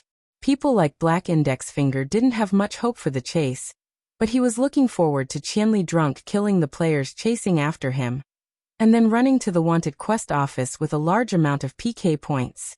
Then the world would be quiet. After tallying up the number of players sacrificed on their side, they had already understood the PK value of 1,000 miles drunk. It could be said that they had repeatedly warned the players lying in ambush at the quest office. The Mage Academy had also continued to strengthen their arrangements, and they were just waiting for the good news to come. In the end, the players who received the wanted quest for Qianli drunk all ran to the side of the street and vomited blood when they saw the new coordinates. No one was familiar with the location of each coordinate, but 1,000 miles drunk had clearly changed to a different main city after crossing such a large area. We can't afford to be hunted like this, the players cried. Chapter 787. Among these tens of thousands of players, there were a lot of people with special abilities. After some research, they determined that the coordinates should be Cloud City's neighbor, Moonlit City. Whether it was Black Index or the others, they obviously didn't expect Gu Fei to use such a luxurious method to wash away his PK points. Going to Moonlit City to set up an ambush? Someone suggested this, but it was quickly scolded as an idiot by more people. Ambushing Qianli's drunken required at least a few hundred people. How were they going to go with just a few hundred people? Walking was too slow, and using teleportation scrolls was an even bigger investment. There was also a more serious problem. Moonlit City wasn't their world. Everyone heard that the 10 Guild Alliance's Yunzhongmu had some connections with Qianli's drunken. If Qianli borrowed troops, who would be the one ambushing who? Thinking about this problem, many players continued to ponder. Even if it was to wash away PK points, there were so many main cities. Why choose Moonlit City? Could it be that Qianli's drunken wanted to wash away his PK points and borrow troops? The 10 Guild Alliance's strength was worthy of everyone's attention. Although the 10 guilds only had 4,000 players, it was said that these 4,000 players included almost all of Moonlit City's elites. But what about the Cloud City Alliance? They viewed the most elite group of Cloud City as their opponents. At the same time, the composition of their side wasn't that great, and there were a lot of people who were just leeching off the team. Fighting against a strong team of 4,000 people was quite stressful. Someone thought of this situation, and someone suggested it. For a moment, this group of players were worried. If such a terrible thing really happened, what should they do? While the tens of thousands of players were worried, Moonlit City's Gu Fei was very successful in washing away his PK points. He accepted several quests in one go and got rid of them in one go. He didn't have to go back and forth between the target location and the wanted quest area. Gu Fei felt very happy. Seeing that there were only 2 more quests left, Gu Fei suddenly received a message. It was from Yin Zhongmu. Brother Qianli, you're in Moonlit City? Yes. How did you know? Gu Fei replied as he hurried along. How should I know? Cloud Twilight smiled bitterly. He had long since received news that someone in the guild had been sent to the dungeon for a wanted mission. With the prestige of the 10 Guilds Alliance in Moonlit City, who would dare to be so arrogant? Cloud Twilight had long since suspected Gu Fei. In the end, the witness also told him that the other party was probably Qianli drunk. Although Gu Fei's face was not a label, his outfit was quite famous in the parallel world. Yun Zhongmu had contacted Gu Fei a long time ago, but Gu Fei had been so engrossed in his mission that he hadn't noticed the news. Yun Zhongmu couldn't figure out how they had offended this boss. Just as he was thinking of a solution, he suddenly received a reply from Qianli. Looking at that reply, it didn't seem like he was here to cause trouble. Then, why did Brother Qianli come all the way to Moonlit City to do a wanted mission? Cloud Twilight was now a very sophisticated person. He didn't directly ask Gu Fei, but rather he tried to find out what Gu Fei's intentions were. To clear PKs. Gu Fei told the truth. Clear PKs? Could it be that all the wanted missions in Cloud City have been cleared by Brother Qianli? Other than this, Cloud Twilight couldn't think of any other explanation. That's not it. We ran into a situation in Cloud City. The wanted mission office was blocked by someone. I had no choice but to teleport to Moonlit City. Gu Fei explained patiently. However, he instantly realized that the mission he had just received had probably cleared out the people from the 10 Guilds Alliance. Otherwise, Cloud Twilight wouldn't have asked this question for no reason. Oh, there's someone who doesn't give face to Brother Qianli? What is it? Cloud Twilight really knew how to behave. From the beginning to the end, he didn't even mention that his brother was wanted by Gu Fei. A guild war. Gu Fei could only summarize it like this. Otherwise, it would be too long. However, these 4 words were enough for Yun Zhongmu. He was also an expert in this field. The defending side of Cloud City won the city war and monopolized the generous rewards. Everyone in the parallel world knew about this. Even the 2 victorious guilds merged today and further consolidated the rewards. This had only happened recently, but everyone knew about it now. When Cloud Twilight heard about a guild war, he knew that Qianli's drunkenness had provoked jealousy and hatred. He was afraid that they were being attacked.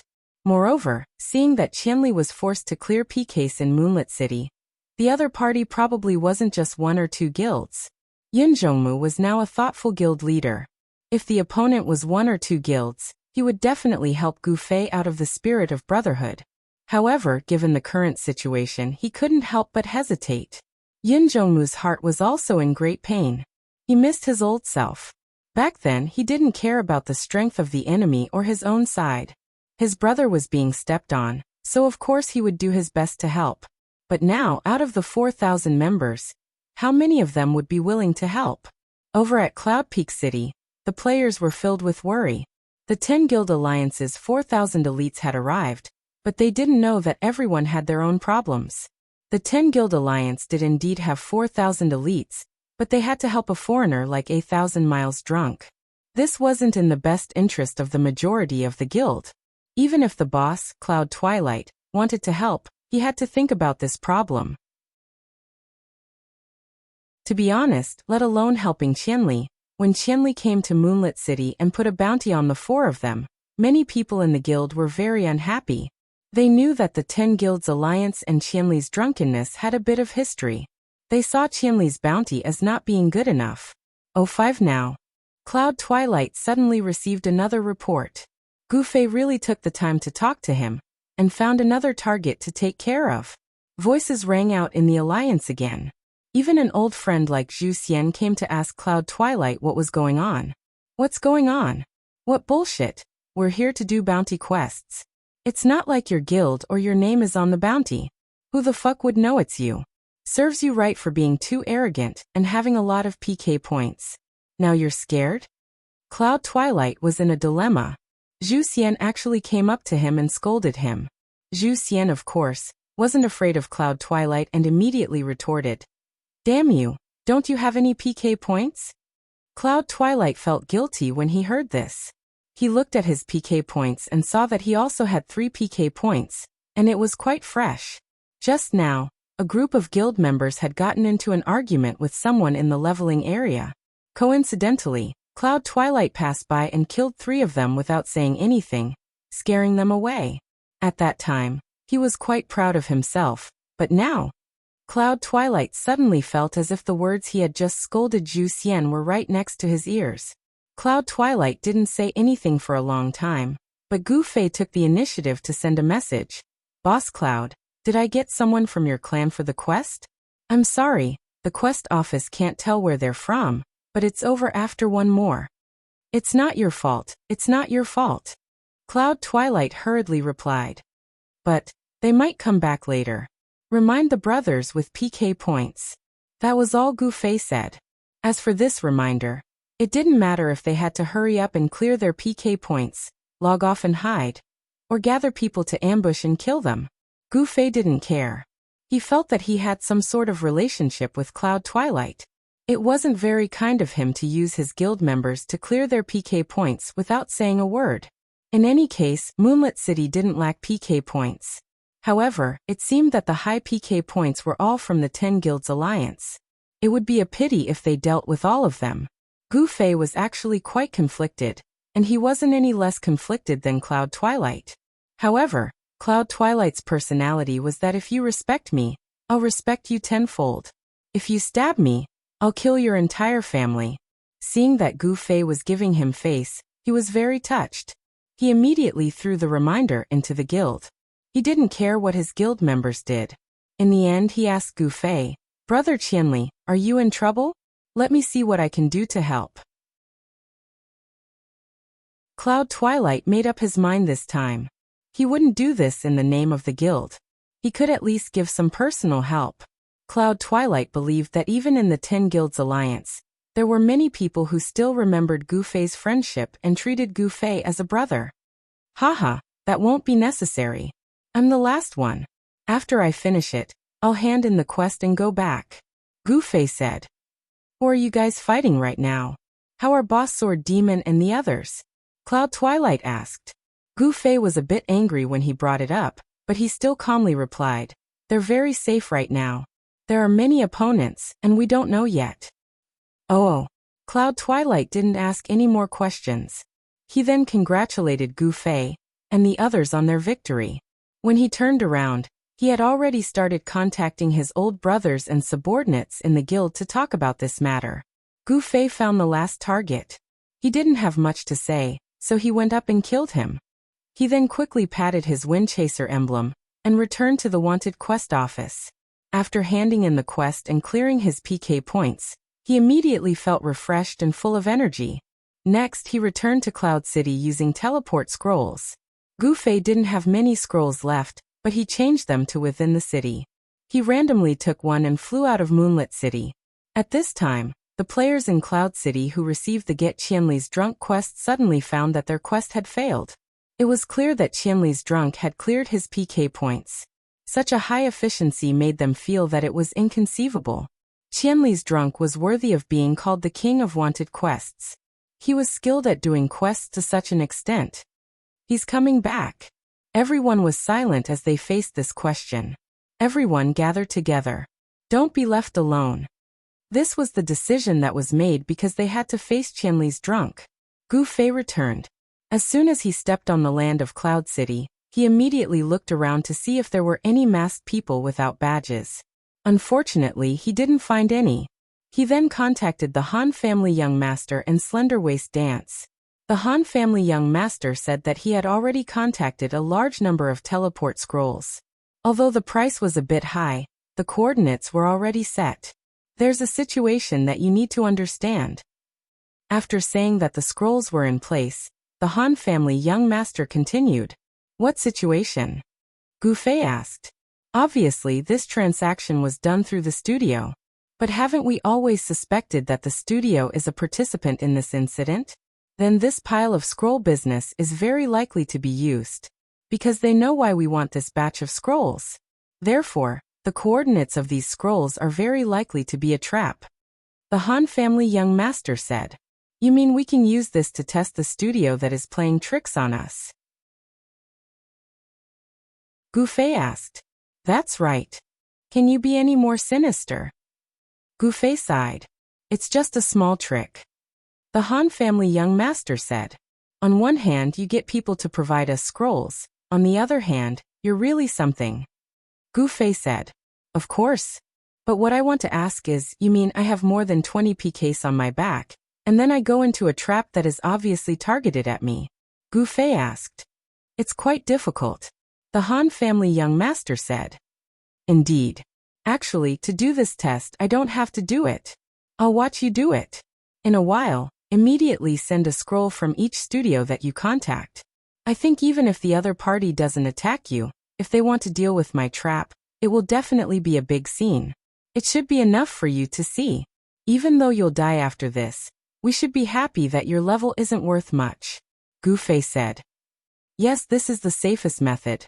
The Han family young master didn't express any objection, and gladly accepted. You have to be careful. I'll go wash the PKs later. If I'm unlucky and fly into an ambush, it will be very bad. Gu Fei said. Didn't you leave a coordinate when you went to Yi City? The Han family young master asked. You actually guessed it. Gu Fei said. Idiot. Gu Fei was very helpless, he really forgot. Now go to the mailbox to get the scrolls. The Han family young master informed him. How did you do this trade?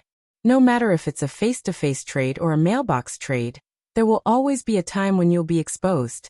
Why didn't the other party make a move on you? Gu Fei asked. Actually, I wanted to use this method to test the waters, but just like you said, my level isn't worth much. The other party wants to catch a big fish with a long line. They want to earn our money first, and then use this opportunity to get rid of you. The most pressing matter at hand. Their schemes aren't that shallow. The Han family young master said. Yes, they are a suitable opponent for you. As for me, I'll go and cause trouble for them now. Gu Fei said. For the sake of reality, I'll wait for you to PK 20 before testing you. That'll be quick. Gu Fei had already received a message from Slender Waist Dance. More and more players were gathering at the dungeon, and Slender Waist Dance was getting further and further away from the target in order to avoid them. She was complaining about how slow Gu Fei was. Gu Fei asked for Slender Waist Dance's location and quickly rushed over. He was quite far from the dungeon's entrance, so his hiding place was quite safe. Slender Waist Dance was facing tens of thousands of opponents, but she didn't dare to go up and attack. She could only complain about why Gu Fei wasn't here yet. "I'm here. So noisy." Gu Fei was too lazy to reply and directly ran behind Slender Waist Dance to talk. "Where did you run off to? So slow." Slender Waist Dance was depressed. "I went to Moonlit Night City to PK." Gu Fei replied while observing the situation. "You have to go to Moonlit Night City to PK? What kind of luxurious quest is this?" Slender Waist Dance was shocked. "Our wanted quest office has been blocked." Gu Fei said. "Because of you?" "Probably. Look, because of your small matter, you've caused a lot of trouble for our Cloud City players. A lot of people want to go and do wanted quests. What are we going to do now?" "Go to Moonlit Night City." Gu Fei's reply was extremely relaxed, leaving Slender Waist Dance speechless. "Where is this black finger?" Gu Fei had the coordinates, but he couldn't get close. As the person doing the quest, the black finger should have shown the quest number in Gu Fei's eyes, but he couldn't see it now. "Isn't it all because of you? There wouldn't have been so many people if we came earlier," Slender Waist Dance said. "Don't worry, think of something," Gu Fei said. "What else can we do? Look, they're all masked and don't wear guild emblems. If we dress like that and find a random angle to sneak past, do you think we'll be discovered?" Gu Fei said. "You want to sneak past the target like that? I don't think they'll be that careless. Maybe they have some way of identifying us," Slender Waist Dance said. "But when it's chaotic, they might not be that careful," Gu Fei said. "Chaotic? How chaotic?" "For example, I'll suddenly jump out and attack." "You mean if your attack causes chaos, I'll take the opportunity to assassinate the black finger? How about it?" "You idiot, you didn't let me take the quest, so how would I know which person is him? If you cause chaos outside, how are you going to point me in the right direction? There's an NPC to point you in." Gu Fei smiled. "NPC?" Slender Waist Dance was startled. Gu Fei had already noticed the two guards not far away. He walked up and showed them his wanted license. The two guards immediately saluted, and the NPC's meticulous voice rang out. "Sir, what are your orders?" "Come." "Sir?" Slender Waist Dance was confused. "Cough, it's okay." Gu Fei seized the time and immediately gave instructions for the wanted quest. These two guards might not be as strong as the help that Gu Fei received in the city battle quest, but their intelligence was on the same level. After understanding Gu Fei's intentions, they saluted Officer Gu Fei again and walked out. Two NPC guards, two real NPC guards. No one would suspect anything. The NPC guards walked towards the dungeon. The players didn't think there was anything wrong with this. This. Slender Waist Dance was completely confused. "Mask, change your clothes. I'll attract their attention in a bit, and you'll take advantage of the chaos to sneak in. Just follow the two of them. Their target is the black finger," Gu Fei said. "What order did you give them?" "It's very simple. Advance slowly and attack the target," Gu Fei said.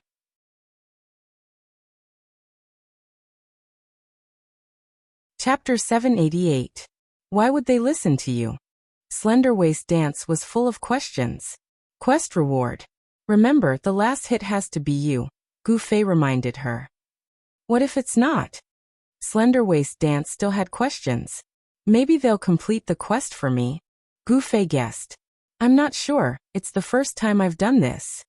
"What's their attack power?" Slender Waist Dance asked. "I don't know," Gu Fei said. "Then how do I get the last hit?" Slender Waist Dance said angrily. "Intuition." "Are you asking me that?" Slender Waist Dance wanted to pinch Gu Fei. "Hurry up, they're already far away. Look, do it well, I have faith in you." Gu Fei patted Slender Waist Dance's shoulder and didn't give her a chance to ask any more questions. He turned around and jumped out of the street. "Hello everyone." Gu Fei waved at the players. Although he didn't have any PK points to do as he pleased, it was still a troublesome task to go back and forth on the wanted list.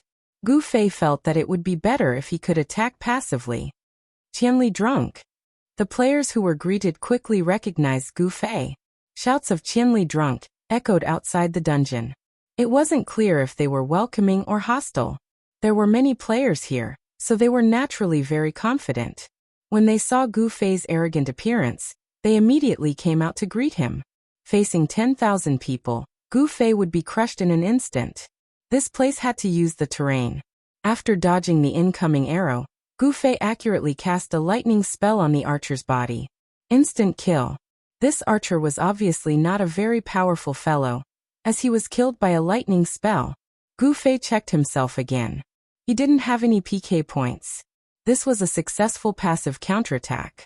The crowd surged towards Gu Fei like a tidal wave. This was exactly what Gu Fei wanted.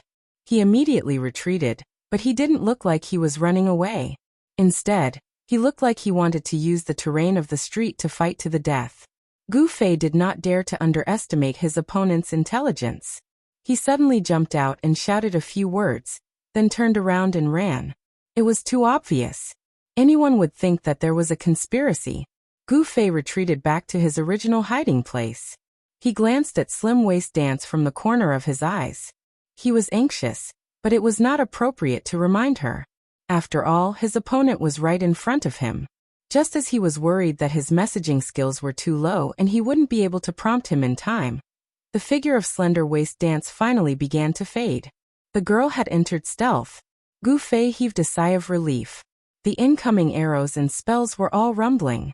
Gu Fei's body was pressed against the wall, and the attacks all brushed past him. A group of thieves took advantage of their quickness and instantly rushed in front of Gu Fei, each one holding a knife and stabbing at him. Gu Fei was calm and composed. He accurately predicted the direction of each saber, dodging or parrying, blocking all of them. The thieves were still happily shouting, "Come, we've caught up." The first to reply was Gu Fei. The dark moonlight sword's tongue of fire was the best answer. If it weren't for this passive attack, they wouldn't even have a chance to surround him, and would have been killed by Gu Fei long ago. A few weak thieves couldn't withstand this big move, and were instantly destroyed. But waiting for the other side to attack first, and then counterattack was a bit of a waste of time. After a few seconds, the other side had already rushed over. Seeing that he couldn't fight back, Gu Fei jumped up from the wall, pointed in the air, and teleported back to the roof. Ladders! Gu Fei, who was in the room, could vaguely hear someone shouting from the crowd of players below. Turning around, he saw a few players pulling out simple wooden ladders from their pockets in a frightening manner. Gu Fei was always using this move, and the players had also come up with a strategy to counter it. Gu Fei didn't have the time to admire their performance when climbing the ladders. The other side's ranged classes were still chasing after him. Even if he went up to the roof, he wouldn't be able to escape. He hurriedly sped up and ran. Looking back, the other side's melee classes had all started to climb the ladders, while the ranged classes attacked from both sides of the roof. Escaping wouldn't be difficult. As Gu Fei was thinking, his message rang again. He opened it and saw that it was Slender Waist Dance. Gu Fei panicked.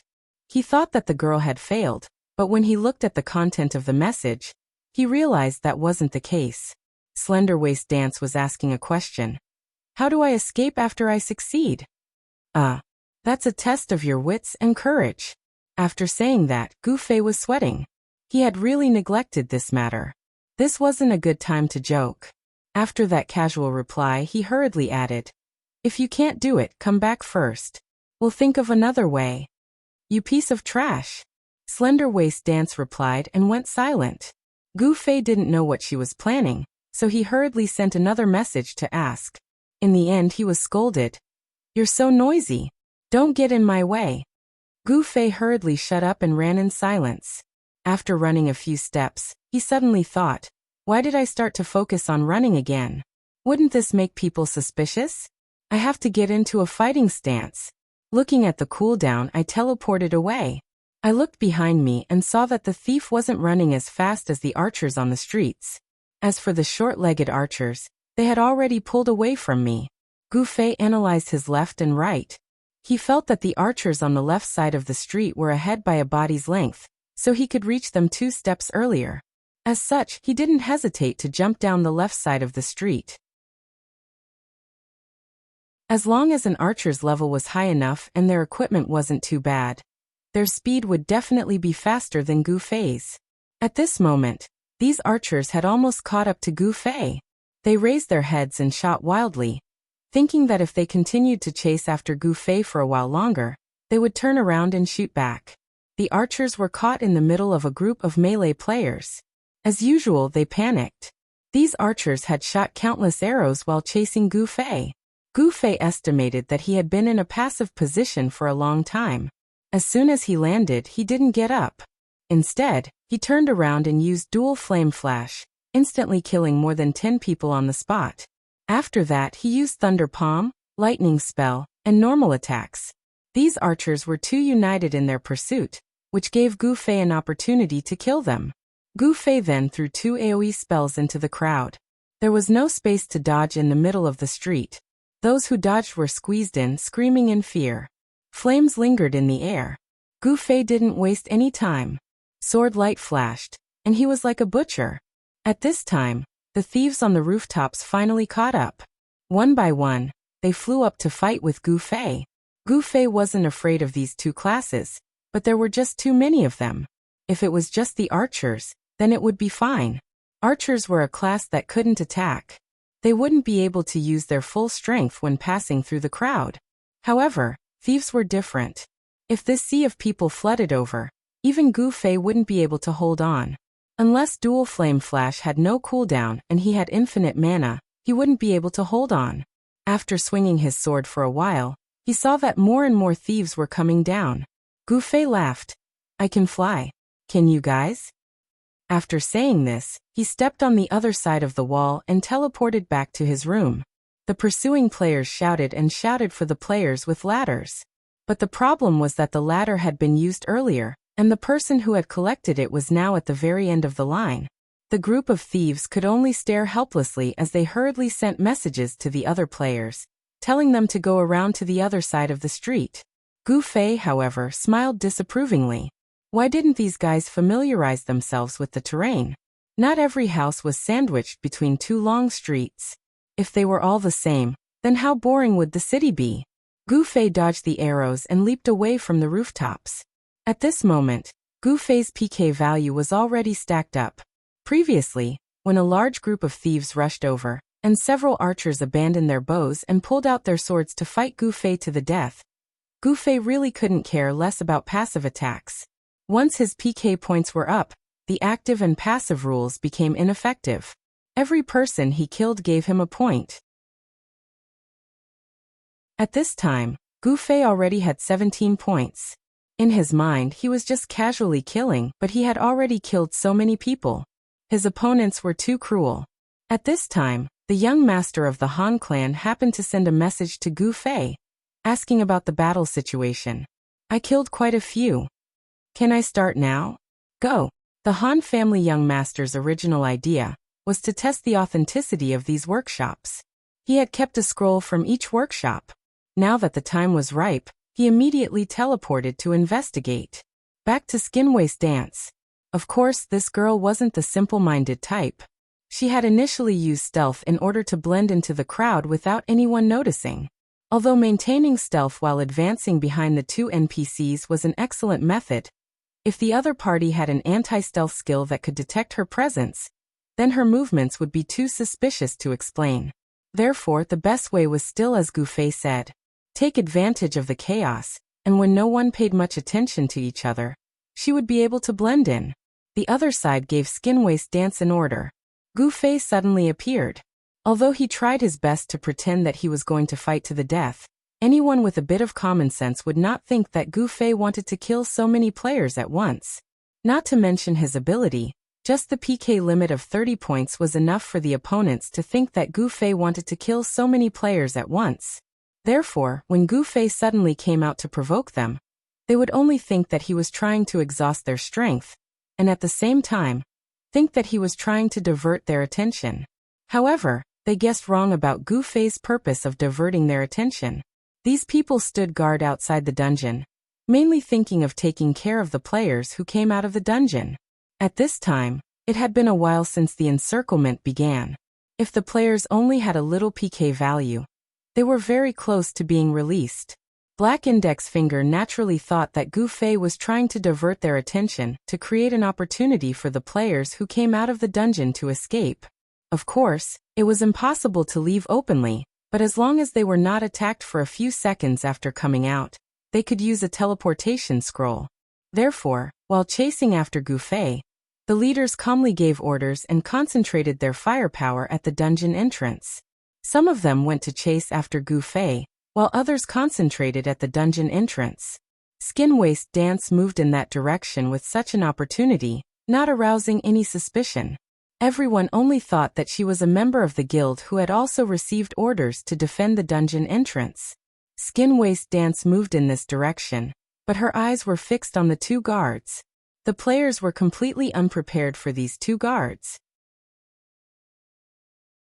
Even when the guards slightly changed direction and did not move towards the dungeon entrance, but towards Black Index Finger in the crowd, they did not think much of it. When they saw the guards in front of them, they took the initiative to make way for them. Skin Waist Dance had already identified Black Index Finger. As a guild leader, the other players involuntarily stood in a circle with him as the center. The closer they got to Black Index Finger, the more orderly they stood. And in the center of this circle, standing with a sword in hand, was undoubtedly Black Index Finger. Having identified the target, Skin Waist Dance did not need to follow the guards closely. She looked around and found a suitable angle for her sudden attack. Slowly, she moved in that direction. Getting closer, Skin Waist Dance nervously counted the distance between the two guards and Black Index Finger. At that moment, she had already pretended to pass by the circle of Black Alliance players, and did not attract any attention. Attack.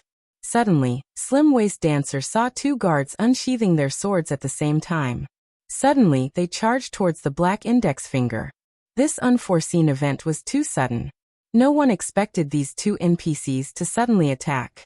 Even after watching the NPCs draw their swords and charge, everyone was still puzzled. What are these two NPCs doing?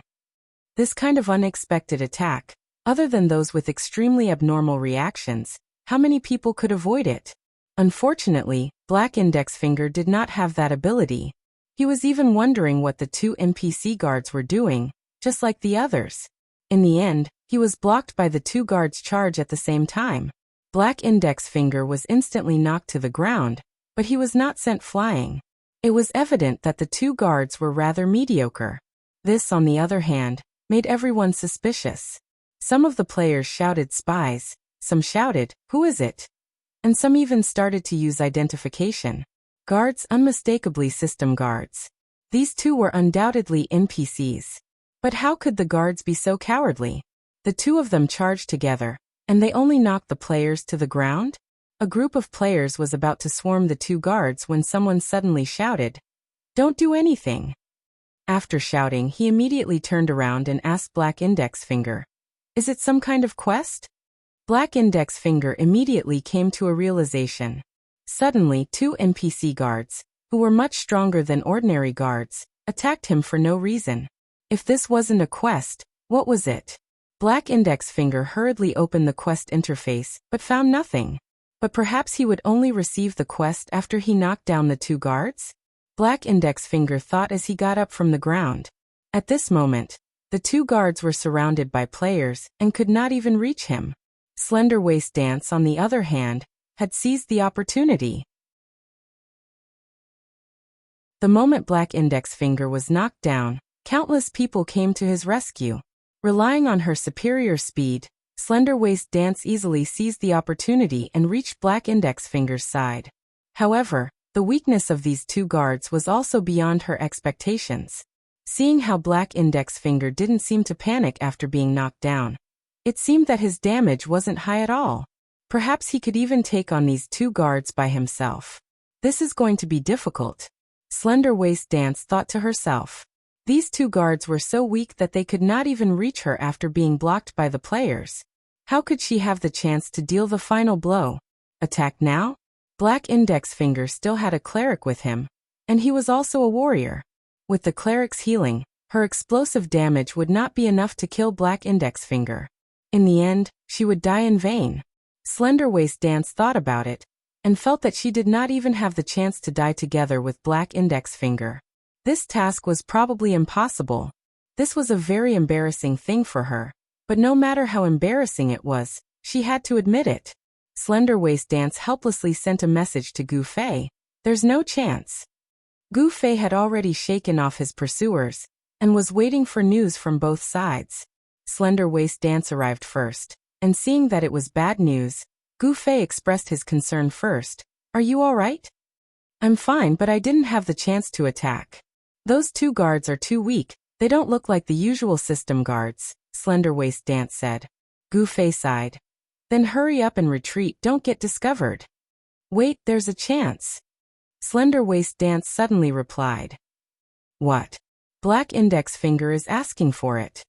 Slender Waist Dance was very excited, because she clearly heard Black Index Finger telling the players to let go of the two guards.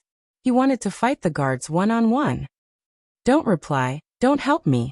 These two aren't strong, and the quest doesn't have any hints right now. If the hidden condition is for the players to defeat the target one-on-one and get help, then it'll be bad, Black Index Finger said. The players nodded in understanding.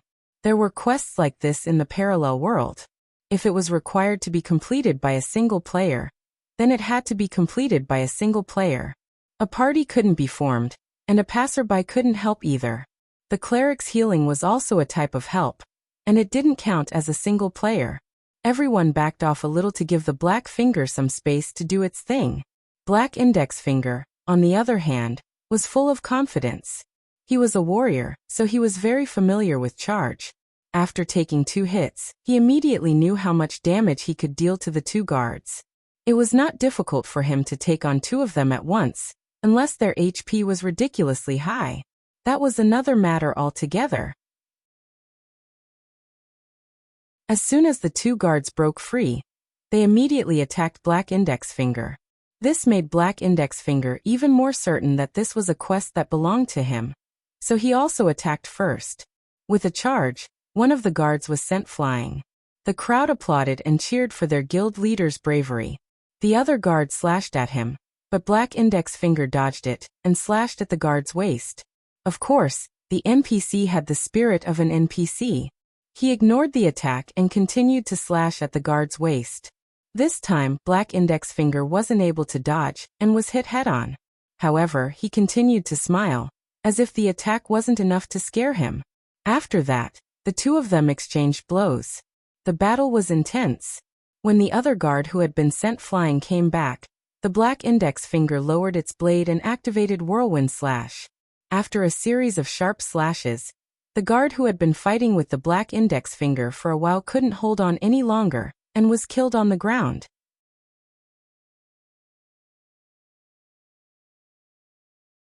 Chapter 789. Black Index Finger felt even more at ease when he saw that the other guard only had so little health left. The other guard also took a Whirlwind Slash and didn't have much health left. Black Index Finger didn't have to worry about the guard's attacks anymore. The 2 of them slashed at each other until the guard's health was depleted, and he fell to the ground. The surrounding players applauded and cheered for their guild leader. Black Index Finger was also full of smiles. He accepted the cheers of his subordinates and calmly opened the quest interface. Before he could take a look, he suddenly saw a white light around him. The surrounding players were also stunned. The experienced players could tell that this was the white light of a teleportation point. Is it a quest? Everyone thought. Black Index Finger also thought the same. In the next moment, he teleported away. Black Index Finger arrived at a new area. He was still looking at the quest interface, but it was empty. There was no notification of a new quest. Did I teleport here and find someone to accept a quest from? Black Index Finger looked at his new environment and was still daydreaming when he suddenly felt a pain in his back. Black Index Finger, who was also very experienced in combat, immediately knew what kind of attack this pain was. It was a thief's backstab. However, the damage of this backstab was shockingly high. Black Index Finger's face instantly turned ashen. As an experienced player, he didn't rush to look behind him. Instead, he charged forward to escape from his opponent's attack. Only then did Black Index Finger turn around, but there was no one behind him. While Black Index Finger was in a daze, Slenderwaist Dance took the initiative to appear. I'll let you know why you're dying. Slenderwaist Dance laughed proudly and rushed over. What's going on? Black Index Finger still couldn't figure out what was going on. More importantly, it didn't expect the two NPCs to be accomplices in this attack.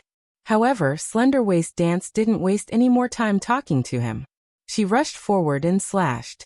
Black Index Finger counterattacked, but he knew that it was only a last-ditch struggle. He recognized Slenderwaist Dance and knew her strength. Even if he was at full health, he might not be a match for this woman, let alone now that he only had one life left. Slenderwaist Dance clearly knew that he didn't have much health left. She couldn't even be bothered to dodge Black Index Finger's attack. The Black Index Finger was tragically destroyed by a thief using a warrior's fighting style. It's done. Slimwaist Dance happily reported the result to Gufei.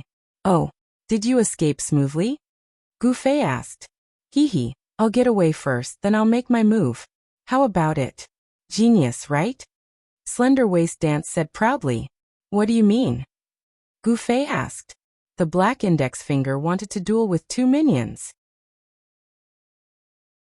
While they were dueling, I moved stealthily, and then used a teleportation scroll to teleport me and the Black Index Finger away.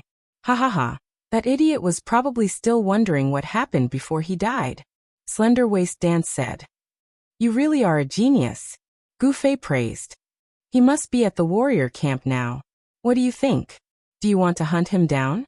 Slimwaist Dance was addicted to bullying Black Index Finger. Don't panic. There must be a lot of them at the resurrection point. Even if we go there, we won't have a chance. We have to find another opportunity. Gufei was very calm. Hurry up. He should be level 40 right now. One more level, and he'll be level 39. This is too good. Slenderwaist Dance was ruthless. His PK points are still there, so the wanted quest won't disappear. I'll keep telling you his coordinates, so keep paying attention. Gufei said. Then what are you doing? Slenderwaist Dance asked. I'm waiting for a message from the other side. When it's done, I'll probably go and clear my PK points. Oh right, if you want to clear your PK points, don't go to Cloud City. There's an ambush. I told you before, right? Gufei said. Got it. Stop nagging. Hurry up and tell me the coordinates. Slenderwaist Dance was a bit more eager to hunt down Black Index Finger. Black Index Finger, who had been resurrected in the warrior camp, was naturally very depressed. At this time, he was really looking forward to an ambush around the warrior camp, so that he could vent the anger in his chest. Unfortunately, he only saw the silhouettes of these masked people. Black Index Finger walked out of the camp with a sour face. Because he was wearing a mask, the others couldn't see his expression and didn't know who he was. They just thought that he was a normal character that died in a fight with Qianli, so no one came up to care. There weren't any people from the Black Alliance guarding the warrior camp, so Black Index Finger couldn't order others around. However, his thoughts were a bit clearer now. Qianli Drunk had already received his wanted quest, so he was able to accurately guide Slenderwaist Dance to kill him. Actually, Black Index Finger had a bit of PK points on purpose. He felt that this was a way to lure Qianli Drunk to appear. He succeeded. He lured Qianli Drunk to attack him, but what made him want to vomit blood was that Qianli Drunk actually succeeded. Moreover, he didn't put a bounty on him, but sent someone to kill him while he had PK points. This was called going for wool and coming home shorn. The regret in Black Index Finger's heart could no longer be described with words. At this time, he also began to suspect that there was something wrong with the two NPC soldiers, which made him feel very scared. If they were sent by Qianli Drunk, it would be too difficult to guard against them. On the surface, the two soldiers looked no different from ordinary city guards. Players had no way of determining their identity, and they couldn't take the initiative to attack them. On the off chance that they attacked the city guards, they'd be digging their own graves. At this time in the guild channel, there were countless private messages asking about Black Index Finger. Black Index Finger was too ashamed to say anything.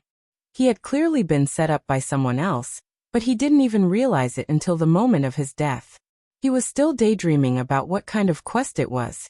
This was too embarrassing. But no matter how embarrassed he was, he still had to give an explanation. especially now that Black Index Finger didn't dare to leave the warrior camp alone. He knew that Qianli Drunk could still know his coordinates, and if he ambushed him, he would be in deep trouble. Get someone to escort him?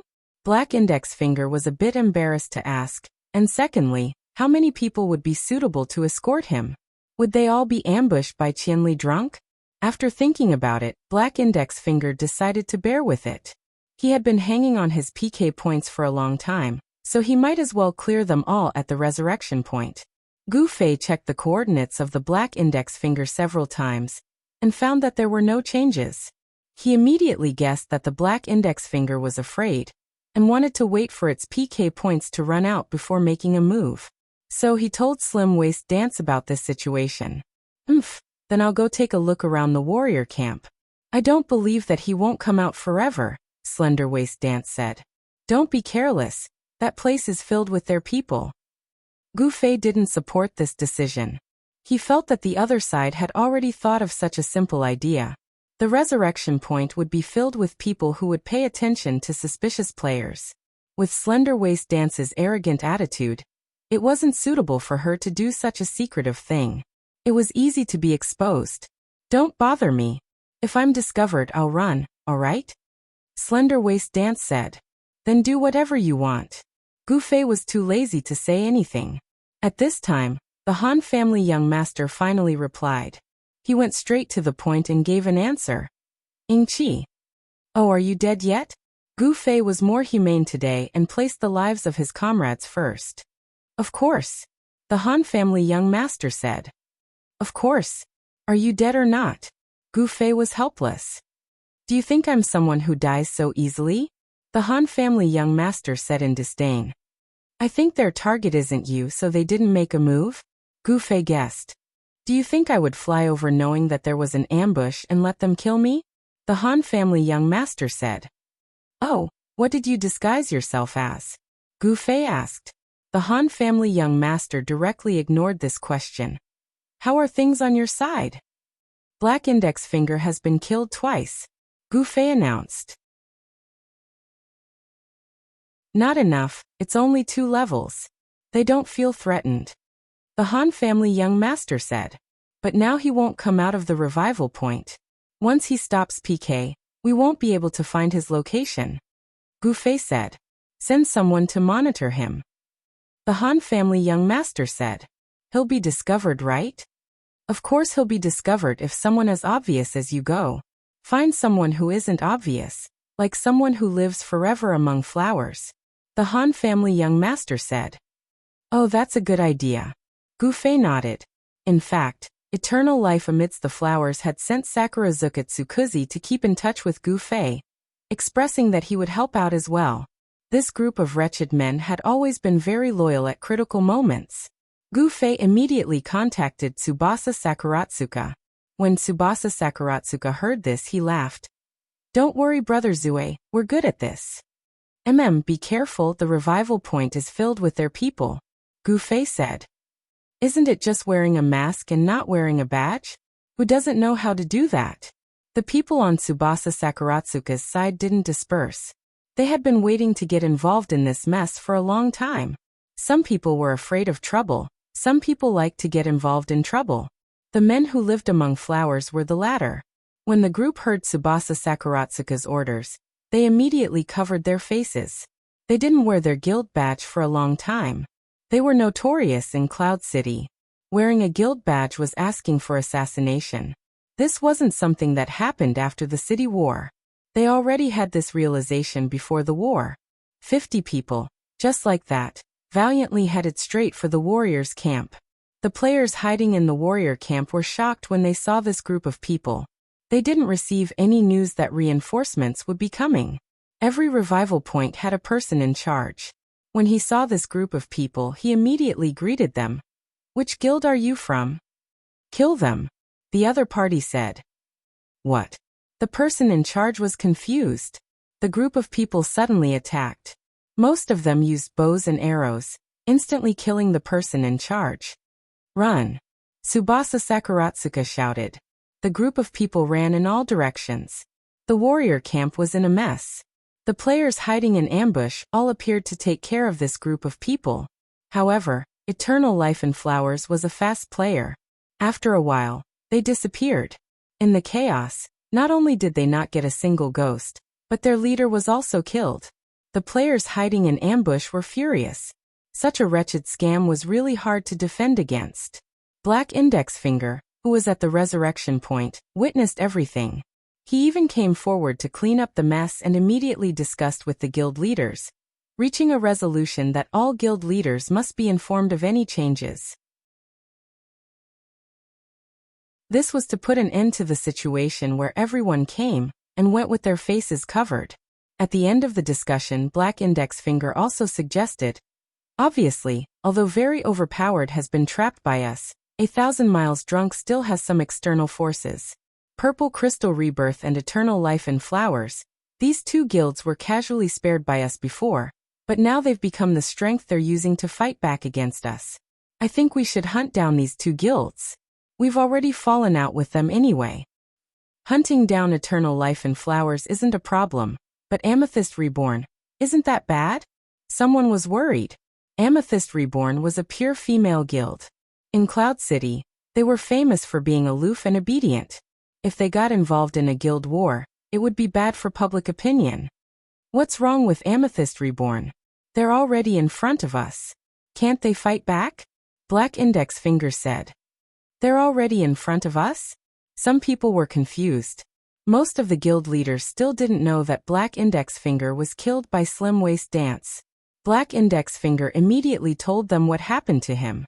Everyone felt threatened and immediately agreed. Kill them. Kill them all. Amethyst Reborn isn't that strong. Just send out 2 teams. Eternal Life and Flowers is a bit annoyed. Those guys are all speed types. Now that they're masked, they look just like us. They're so fucking wretched. Do you guys have any ideas? Black Index Finger said. This is annoying. The guild leaders were all in pain.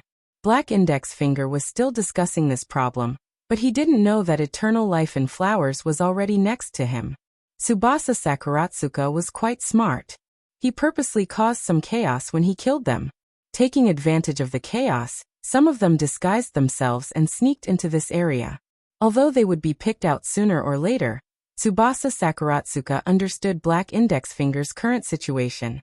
Wasn't he just waiting for his PK points?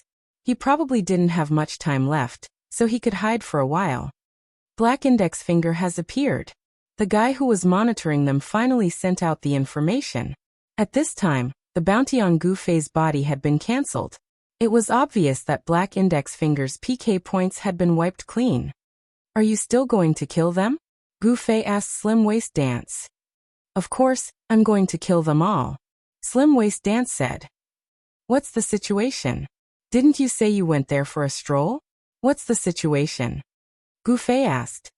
I saw a bunch of guys rush over. I killed one of them and then ran away. You're the one who did it, right? Slim Waist Dance said. It wasn't me. It was Tsubasa Sakuratsuka. Gu Fei corrected. They're monitoring us now? Slim Waist Dance asked. That's right. If you need any information, go find him, Gu Fei said. Despicable. Slim Waist Dance felt a little uncomfortable. That group of perverted men. But killing was more important, so Slim Waist Dance took the initiative to contact them. Eternal Life in the Flower Bush was instantly excited. He didn't think that they would be working with a beauty like Slim Waist Dance. Black Index Finger has already appeared, but he doesn't seem to have any intentions of leaving. Maybe he's waiting for someone? He might not dare to go alone. Although he was excited, he still did what he needed to do. Eternal Life in the Flower Bush sent the information. When he leaves, just tell me his route, Slender Waist Dance said. Understood. The Black Index Finger finally moved, but it wasn't alone. This guy, in the end, still shamelessly called for reinforcements. Almost 300 people from the Black Alliance came. Gu Fei's intimidation was too great. Quite a few teams came, around 300. Eternal Life in the Flower Bush saw Black Index Finger leave so valiantly, and felt that the ambush was over. It's only 300. Can you handle it? Slim Waist Dance asked Gu Fei. Gu Fei sighed. Do you think this is a city war? I have to limit my kills to less than 30, or else the guards will move out. It'll be troublesome. Then what should we do? How about we call them all over? Including those perverted guys, there's around 100 of them. Let's go all out. Slim Waist Dance said. What are you rushing for? Take it slow, it's not time to go all out yet. Gu Fei said, but in his heart he felt that it was a pity. It was such a rare opportunity. If this was a city war, he would definitely go up and kill them all, but now he could only watch. He didn't have enough troops. What are you doing now, kid? Slim Waist Dance asked. Washing up PK. What else can we do? After Gu Fei found out from the Han family young master that Ing Chi's scroll couldn't be used, he immediately used other scrolls to wash PK. This time he didn't reach 20, but he didn't need to worry too much. So annoying, what kind of stupid rules are these? Even this PK point Slim Waist Dance felt anxious for Gu Fei. She was suppressing her anger and couldn't explode. Isn't that so? Gu Fei also sighed as he casually dealt with his target. He took a scroll that wasn't provided by Ing Chi and flew away. This city was extremely unfamiliar, so he definitely hadn't been here before. Gu Fei didn't even know its name, so he hurriedly went to do the quest. Eternal Life Slim Waist Dance watched as the black index finger took the 300 people away. There was nothing they could do, and they were all quite depressed. At least we can create some chaos, right? Tsubasa Sakuratsuka thought. They were all fast guys, so if they attacked and then ran, they might be able to take advantage of the situation. As he thought about this, Tsubasa Sakuratsuka gathered the members and told Slim Waist Dance to get ready. If there was an opportunity, Slim Waist Dance could go and kill the black index finger. Hearing this, Slim Waist Dance was overjoyed and immediately set off. Tsubasa Sakuratsuka led the group, and met the black index fingers group on a street. They hadn't even opened fire yet, but the other party took the initiative. We've been waiting for you. With this order, the other party's firepower was much fiercer than Tsubasa Sakuratsuka's group.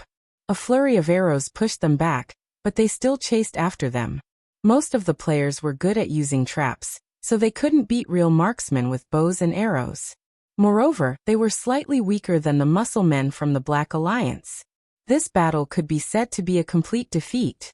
In the process of escaping, there were many people who died heroically. After that, they scattered in all directions. Finally, a portion of them managed to survive.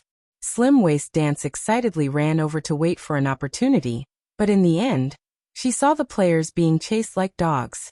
She was momentarily speechless. This isn't good. Tsubasa Sakuratsuka, who had escaped in defeat, helplessly sent a message to Slim Waist Dance. We need a strong team. Even Slim Waist Dance, who had always liked individual heroism, realized that the current situation was somewhat unsolvable by relying on individual strength alone. Butterfly knot. There's nothing much to say today, so I won't write a knot. While we were talking, a knot just appeared.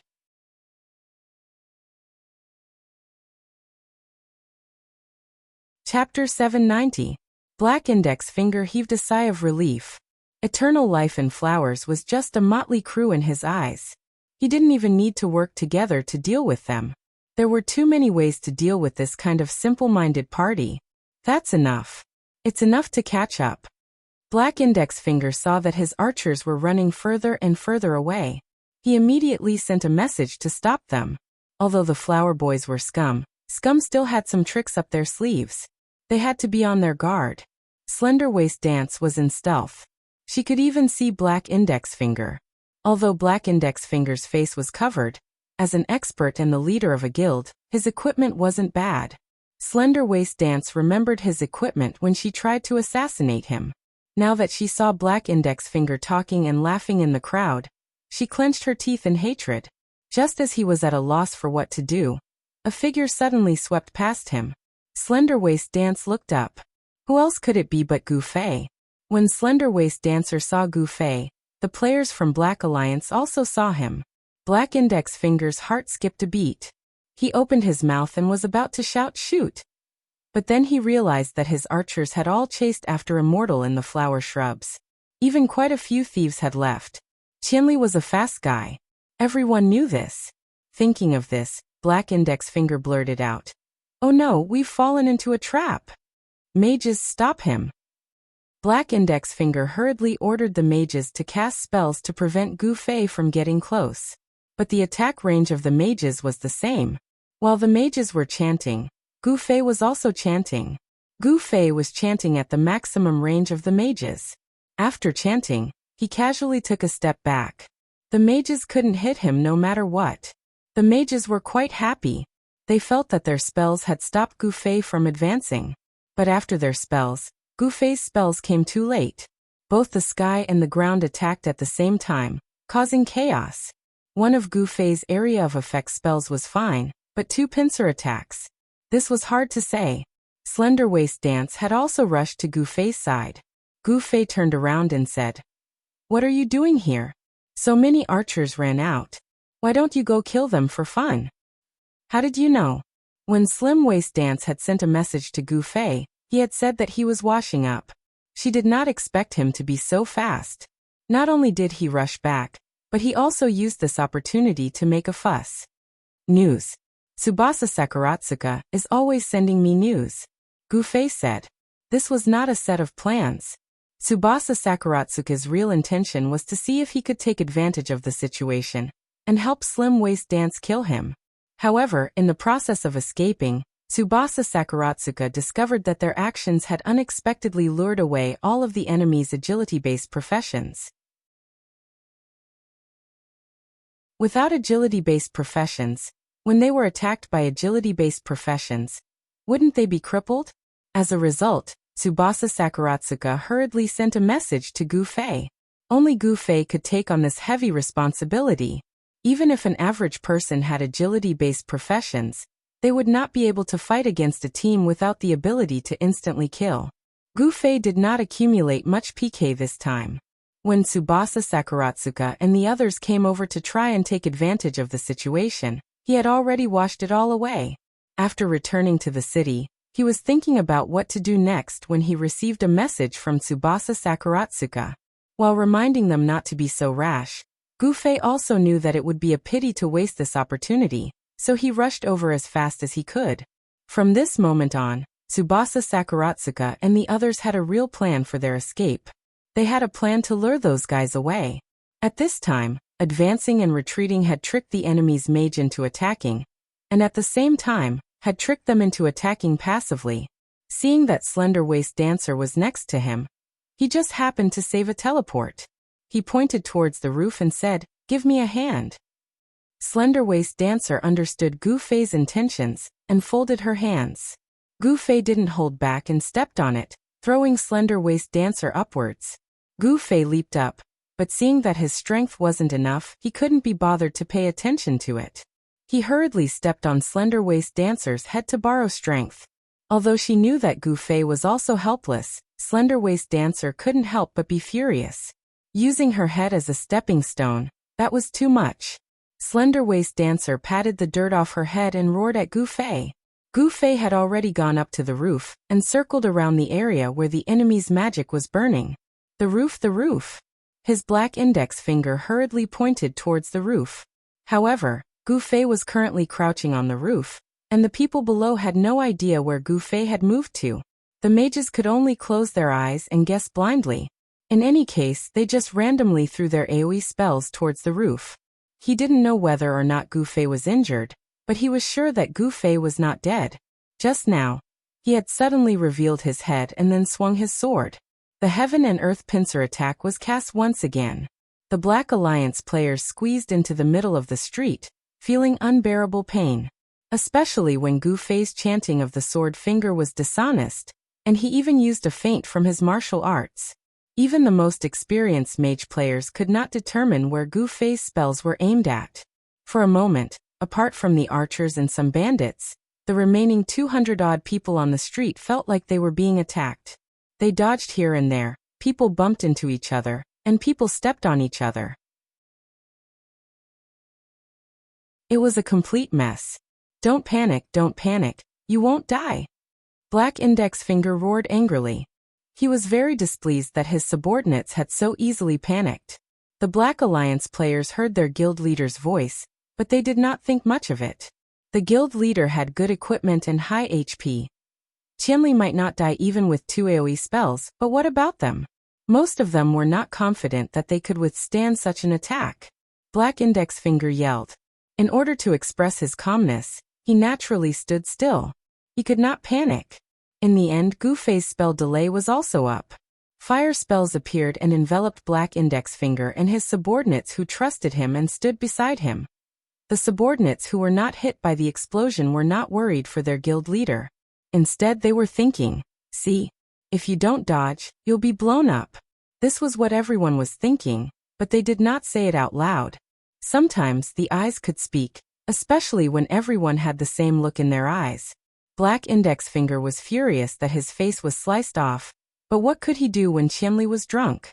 He anxiously called for the archers who ran out to come back, and continued to shout for the mages to blow up the roof. But Gu Fei had already jumped down from the roof. The tip of his sword was pointed accurately at Black Index Finger. Black Index Finger was shocked. He hurriedly swung his sword, hoping that Gu Fei would directly fall on his sword. In the end, Gu Fei twisted his body in midair, and the dark moonlight sword was placed on the Black Index Finger's sword. He smoothly slid down, and with an incantation, the flashing flames of the twin flames illuminated the Black Index Finger's sword in red. He raised his left hand, and the lightning palm reflected the Black Index Finger's face in an azure blue. Black Index Finger could not dodge at all. Gu Fei's sword had already slashed across his neck, and the lightning palm was also pressed against his face. Black Index Finger had already been hit by a pincer spell, and no one had healed him for a long time. Now that he was hit by 2 more powerful spells, he was about to cry. But what could he do? His health was low, and the white light had already lit up. Black Index Finger could only yell, "Kill him!" He felt that Qianli would kill him when he was drunk, but he was also surrounded. His brothers were also tough, and it should not be a problem to get Qianli drunk. Unexpectedly, after Gu Fei's attack hit him, he turned his head and pointed at the roof behind him. He yelled and teleported, disappearing with a whoosh and returning to the roof. From jumping down from Gu Fei, killing Black Index Finger, and then teleporting back to the roof, the entire process was done in one go. If one blinked, they might have missed a detail. In the entire process, Gu Fei did not even touch the ground. When he killed Black Index Finger, he was still in the air, and then he teleported back. His movements were so fast that ordinary people could not follow him. This time, Gu Fei did not hurry to hide. Instead, he stood majestically on the edge of the roof and looked at the people below him. You are all from the Black Alliance, right? You are finished. Leaving the guild is your only way out. Otherwise, your guild leader will be your role model. After Gu Fei finished speaking, he flipped backwards. He had also rushed to finish his sentence. The mages below had already started attacking. Gu Fei continuously retreated to avoid the spells, and in the end, he directly fell onto the street next door. Of course, this pathetic scene was not seen by the people of the Black Alliance. At this time, Gu Fei had already left, but the last words that Gu Fei left echoed in their ears. The guild leader is your role model. These words carried too much weight. The guild leader was undoubtedly the most important person in a guild. Now that even the guild leader had been killed and dropped to level 3, wouldn't they, the small fries, be in even more trouble? What was the guild leader's role model? It was being killed twice in a row in the crowd, dropping 3 levels. Now he was level 39, and could not even change his profession. This was a huge loss. Players who had changed their profession were not just a little stronger. Going from level 39 to level 40 was a qualitative leap.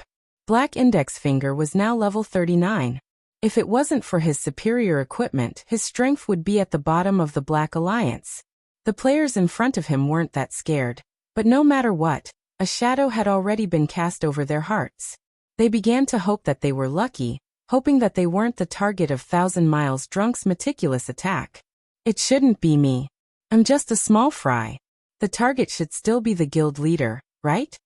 That was what many people were thinking. If the Black Index Finger knew what his subordinates were thinking, he would probably want to commit suicide. Not bad. You really killed him. Slender Waist Dance did not foolishly stay here. Seeing that Gu Fei had succeeded, she hurriedly ran while sending messages to Gu Fei.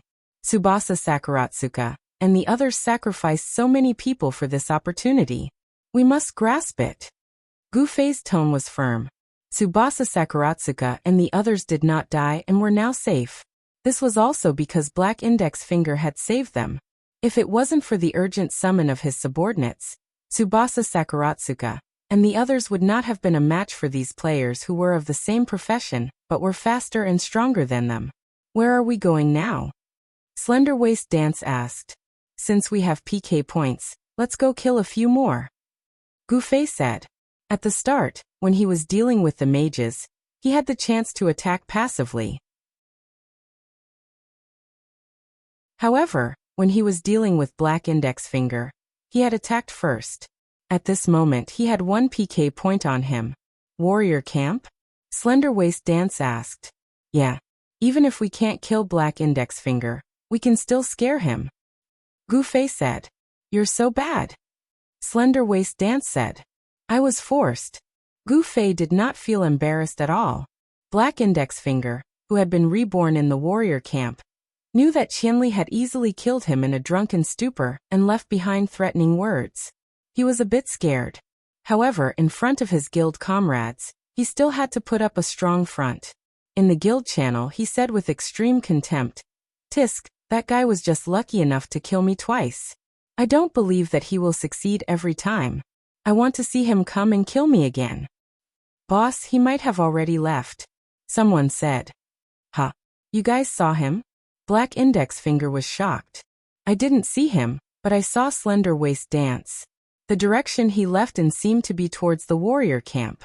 Did they meet up to find you? The subordinate continued to provide clues. Black Index Finger was so scared that he almost peed his pants, but he still pretended to be calm. Very good. Then let's meet up here and fight to the death with them. The content of this sentence exposed the fear in Black Index Finger's heart. There were only 2 of them, and he was in the resurrection point. Moreover, there were many people outside the resurrection point, but he still wanted to meet up and fight to the death. It was just the 2 of them. However, Black Index Finger knew that even if the guild leader was safe, it would be hard for them to leave, so he also rushed towards the warrior camp. At the same time, he couldn't help but pray in his heart. Qianli won't kill me when he's drunk. Qianli won't kill me when he's drunk. With their speed, Gu Fei and Slender Waist Dance quickly reached the vicinity of the warrior camp. The enemy's ambush at the resurrection point was more elaborate. Just like the ambush outside the priest academy, there were masked people and unmasked people. At this time, the masked ones were on the surface, while the unmasked ones were the ones attacking from the shadows. Gu Fei was crazy. He didn't care if there was an ambush or not. He directly walked up. Slender Waist Dance was a bit hesitant, but she always liked to compete with Gu Fei. Seeing that this guy was fearless, how could she be afraid? So she followed along. Gu Fei looked around and saw 3 masked people. Without a word, he grabbed his weapon and was about to attack them. The other side didn't fight and turned to run. Slender Waist Dance was faster than Gu Fei and was about to run, but she was pulled back by Gu Fei. Slow down. What are you doing? You're running. It's all their people. Why are you running? There's definitely a trap. Be careful, Gu Fei said. Look, there's 2 more over there. Slender Waist Dance saw 2 more masked people. Gu Fei looked around. He couldn't tell if the people around him were normal players or opponents. But the masked characters ran as soon as they saw him and didn't come over to fight him. It was clear that they were trying to lure him into a trap. He obviously couldn't fall for it. Seeing those 3 run to the right, Gu Fei didn't go to the right. Instead, he pulled Slender Waist Dance to the left. Where are we going? Slender Waist Dance asked. There's definitely an ambush over there. Let's just watch and see what tricks they have up their sleeves. I don't believe that they can move people to surround us under my watch, Gu Fei said. Slender Waist Dance was a bit confused, but she still followed Gu Fei to the left. After finding a spot, the 2 stood back to back and didn't move. Are we just going to stand there like idiots? Slender Waist Dance asked. Uncultured. This is called staying still. Gu Fei said. Where are they moving? Slender Waist Dance asked. Because we're standing still, so they don't dare move. Gu Fei said. Why? Because they didn't cover their faces. If I remember them, what will we do if we chase them in the future? It's very scary, Gu Fei said. Shameless. Slender Waist Dance scolded. But what Gu Fei said wasn't wrong at all. The other side wanted to kill Gu Fei like crazy. They had come up with countless strategies, one of which was not to alert the enemy.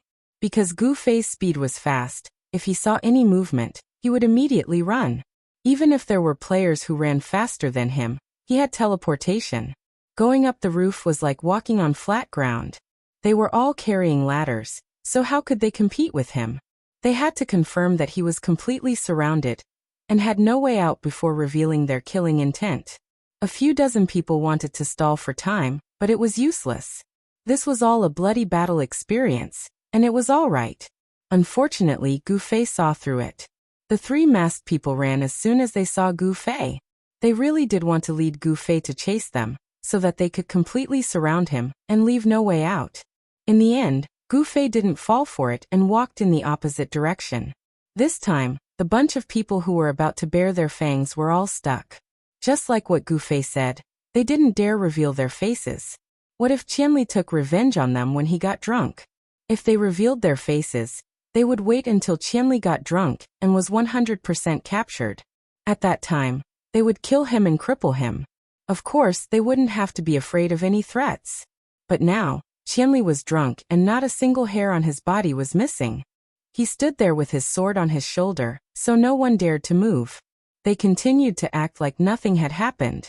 The masked people moved around to attract Gu Fei's attention, wanting him to chase them. In the end, when Gu Fei saw this, he just smiled and said to Slender Waist Dance, "Is it fun? What's so fun about it?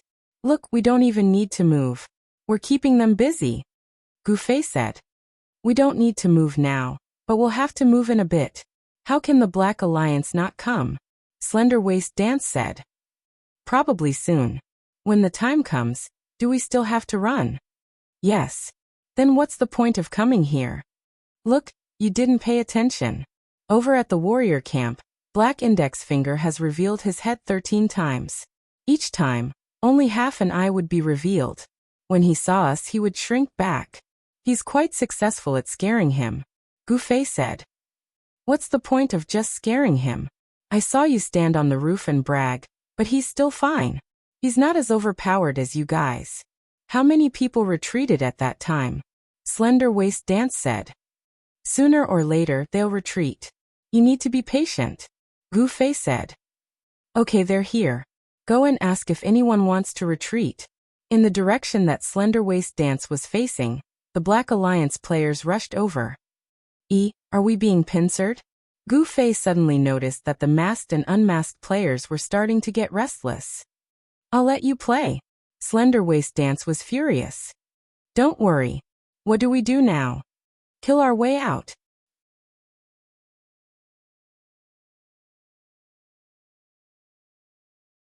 Chapter 791. When Slim Waist Dance heard this, she raised her sword and was about to charge, but was pulled back by Gu Fei. "Over here." "Why?" Slim Waist Dance asked. "Close," Gu Fei said. "What do you mean close? What are you talking about?" Gu Fei had already charged out, so Slim Waist Dance could only follow closely behind and ask as she ran. At this time, the two of them were charging towards the masked players guarding the revival point. The number of masked players suddenly increased, and the new ones were all players who weren't originally masked. When they saw that they were about to make a move, they all put on their masks. They couldn't let Qianli recognize their faces in a drunken stupor. This was very important. There were almost 100 of them, and they came to block the two of them. Gu Fei charged quickly, waving his sword and shouting dual flame flash. The flames hadn't even lit up, but half of the charging 100 people had already knelt down to tie their shoelaces. The other half was still charging, but they suddenly realized that their comrades seemed to have decreased by a lot. When they turned around, they saw that half of the people behind them were squatting down and pretending. They all cursed the people behind them for being despicable, and didn't even say anything when they were tying their shoelaces. But at this time, everyone also realized that Gu Fei was only shouting, and didn't actually use a big move. The players who were scared to the point of tying their shoelaces felt ashamed, and they got up and prepared to continue charging. This time, Gu Fei really did arrive in front of them. He directly teleported, flying into the group of people, and used the real-deal dual flame flash. "Wait for me," Slim Waist Dance shouted from behind. She didn't have this kind of skill, and she had to rely on killing to enter the crowd. There were so many people, and it was quite tiring for her. "Got it," Gu Fei replied as he turned around and returned to Slim Waist Dance's side. He could advance and retreat as he pleased, as if the 100 people didn't exist to him. "Hurry up," Gu Fei said to Slim Waist Dance after coming over. "You're in a hurry?" Slim Waist Dance asked. "My PK value is going to be over 30 soon." As soon as Gu Fei finished speaking, he turned around, brandishing his sword as he charged back. In the eyes of other players, he didn't look like he was here to PvP. Normally, only players who were here to grind for equipment would have such enthusiasm. Slender Waist Dancer followed behind Gu Fei. She could take care of herself well enough. Gu Fei easily broke through the encirclement of more than 100 people, but when she looked up, more people had gathered in front of her.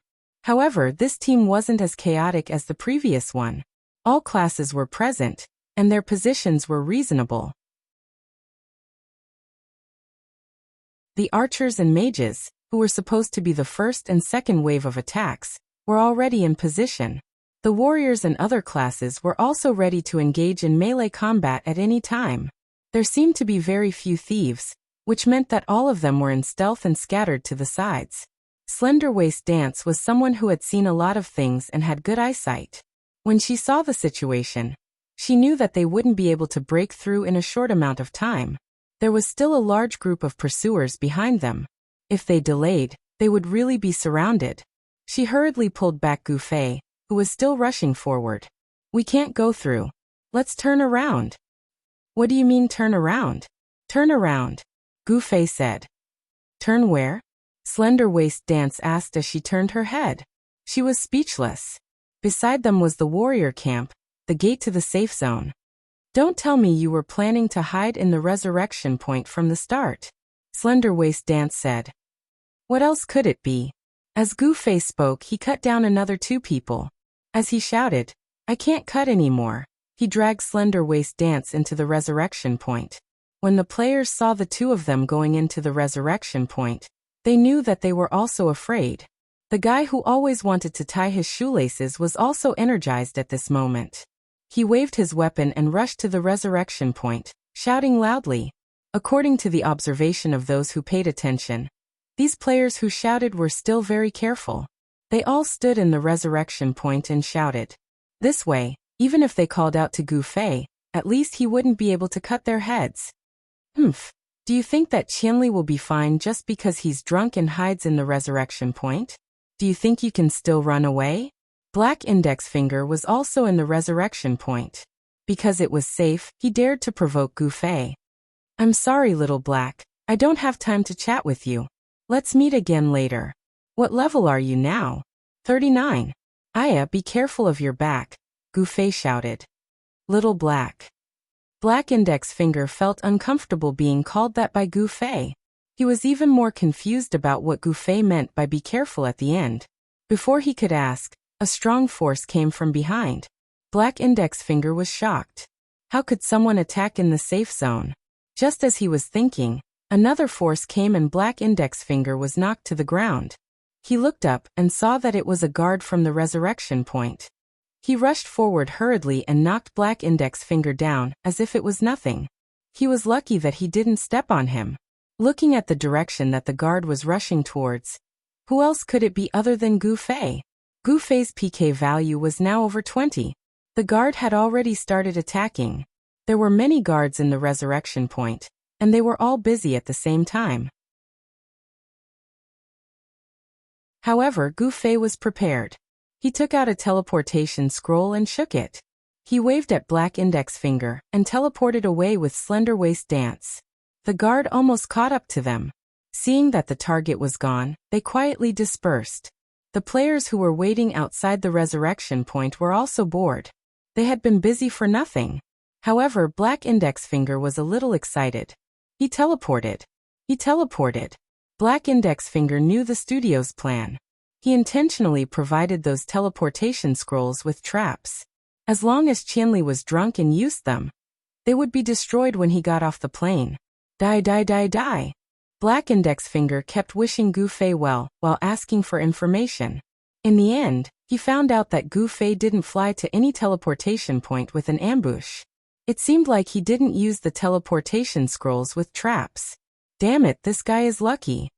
Black Index Finger spat. The players outside the warriors' camp had already dispersed.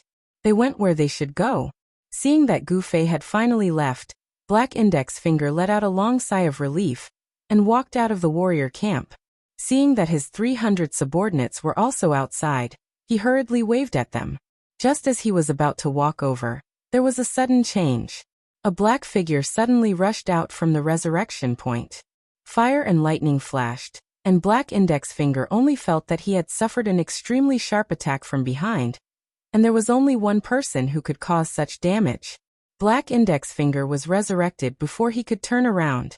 At the resurrection point, he saw Gu Fei, who had attacked him. Gu Fei turned around and smiled at him. I'm back. I left you some PK points.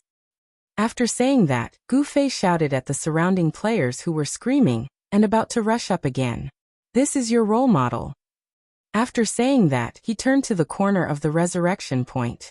Under the situation where no one could interrupt him, and the guards couldn't reach him in time, he flew away with a teleportation scroll again. Black Index Finger almost collapsed in the resurrection point. This guy actually came back. Black Index Finger really didn't expect this. At this moment, he didn't dare to leave the resurrection point. Just now, Qianli's appearance was so accurate and timely. It was almost at the moment when he left the resurrection point. It seemed that not only were there spies here, but there were also spies here. If he went out again, would he come back again? Black Index Finger was terrified. To be safe, he finally sent his subordinates away. Go, get me a teleportation scroll too. How is it? Is he coming out again? Gu Fei was very naughty. He actually still had this idea at this moment. No, he didn't move in the resurrection point. I think he doesn't dare to be rash anymore. This trick probably won't work anymore. The person who answered Gu Fei was Dao Xiangmu. Just like the Han family young master, he also returned to the Priest Academy after dropping a level. However, he had a lot of experience and was also a familiar face in Cloud City. The moment before they were killed by Gu Fei, he and the other priest, Lin Sunsen, went to get their guild badges. Then they pretended to be ordinary players and swaggered out of the Priest Academy without anyone noticing. After that, the two of them secretly paid attention to the current situation. Finally, the Han family young master contacted them. Being a spy was something that the two of them were very good at. Thus, they continued with their mission of scouting. Gu Fei risked his life to torment the Black Index Finger, and the warrior camp naturally became a place for him to make a big deal out of it. Dao Xiangmu rushed over and observed secretly, and finally found a chance to cooperate with Gu Fei. Gu Fei's method made Dao Xiangmu, who had followed Jian Nan and killed countless people, feel ashamed. This trick was really vicious. Moreover, the cost was really high. He used 2 teleportation scrolls. Dao Xiangmu felt his heart ache just by looking at it. This kind of killing method naturally cost a lot of money. No wonder the Han family young master also asked for military expenses from the two of them. Although the two of them felt their hearts ache, they could not say the word no at this time. They only hoped that they could use it less so that they would be able to repay them in the future. However, looking at how Gu Fei killed people, using 2 scrolls for 1 level, Dao Xiangmu felt as if his money had turned into flying flowers. This made him hate Black Index Finger, and the others even more. There's no more chance? Then I'll go wash my PK points first. Gu Fei went to get busy. Thin Waist Dance had also accumulated some PK points. For safety's sake, she also washed her PK points. However, she did not have a one-time use function like Gu Fei. Her bounty license was not like the Windchaser emblem, it could not be borrowed. In the end, Gu Fei had to wash his PK points first. Thin Waist Dance was still running around in pain. How much more do you need? Let me help you. Gu Fei called out to Thin Waist Dance after cleaning up. You're that good. I was thinking that if you're done, we can go back together. We can save a scroll. Gu Fei said. Do you even have a heart? Thin Waist Dance was furious. We're finally here. Outside a certain gate of Cloud City, Yin Zhongmu let out a long breath. After a long journey, he had finally brought his group of brothers to Cloud City. Although Yin Zhongmu and his group were powerful, their finances were not that great. For some reason, the workshops that had teleportation scrolls were all asking for a high price. Yin Zhongmu could not bear to spend this money, so he could only bring his brothers to Cloud City on foot. Not a single one of these brothers wasn't Yin Zhongmu's old companions, old comrades, and their hearts were connected. As soon as Yin Zhongmu mentioned Thousandly Drunk's matter, they all expressed that they wanted to help. Yin Zhongmu was very gratified. He felt like he had returned to the past. As for whether or not the other members of the guild were willing to come, Yin Zhongmu did not even ask. He knew that this battle would be very difficult, and casualties would be unavoidable. More importantly, this was for the sake of friendship. There were no tangible benefits. Old friends like him could understand, but the new members who came later would just treat it as a vacation. If they died, they would definitely have a bellyful of complaints. Yin Zhongmu did not want this to become a topic of ridicule. Looking back, there were a total of 197 brothers behind him. This wasn't a small number. All of them had fought side by side against Silvermoon's former Dust Guild. He heard that Silvermoon, that bastard, was no longer playing the game. Many of his old friends were actually not playing anymore. A life. Yin Zhongmu stood at the gate of Cloud City and suddenly sighed.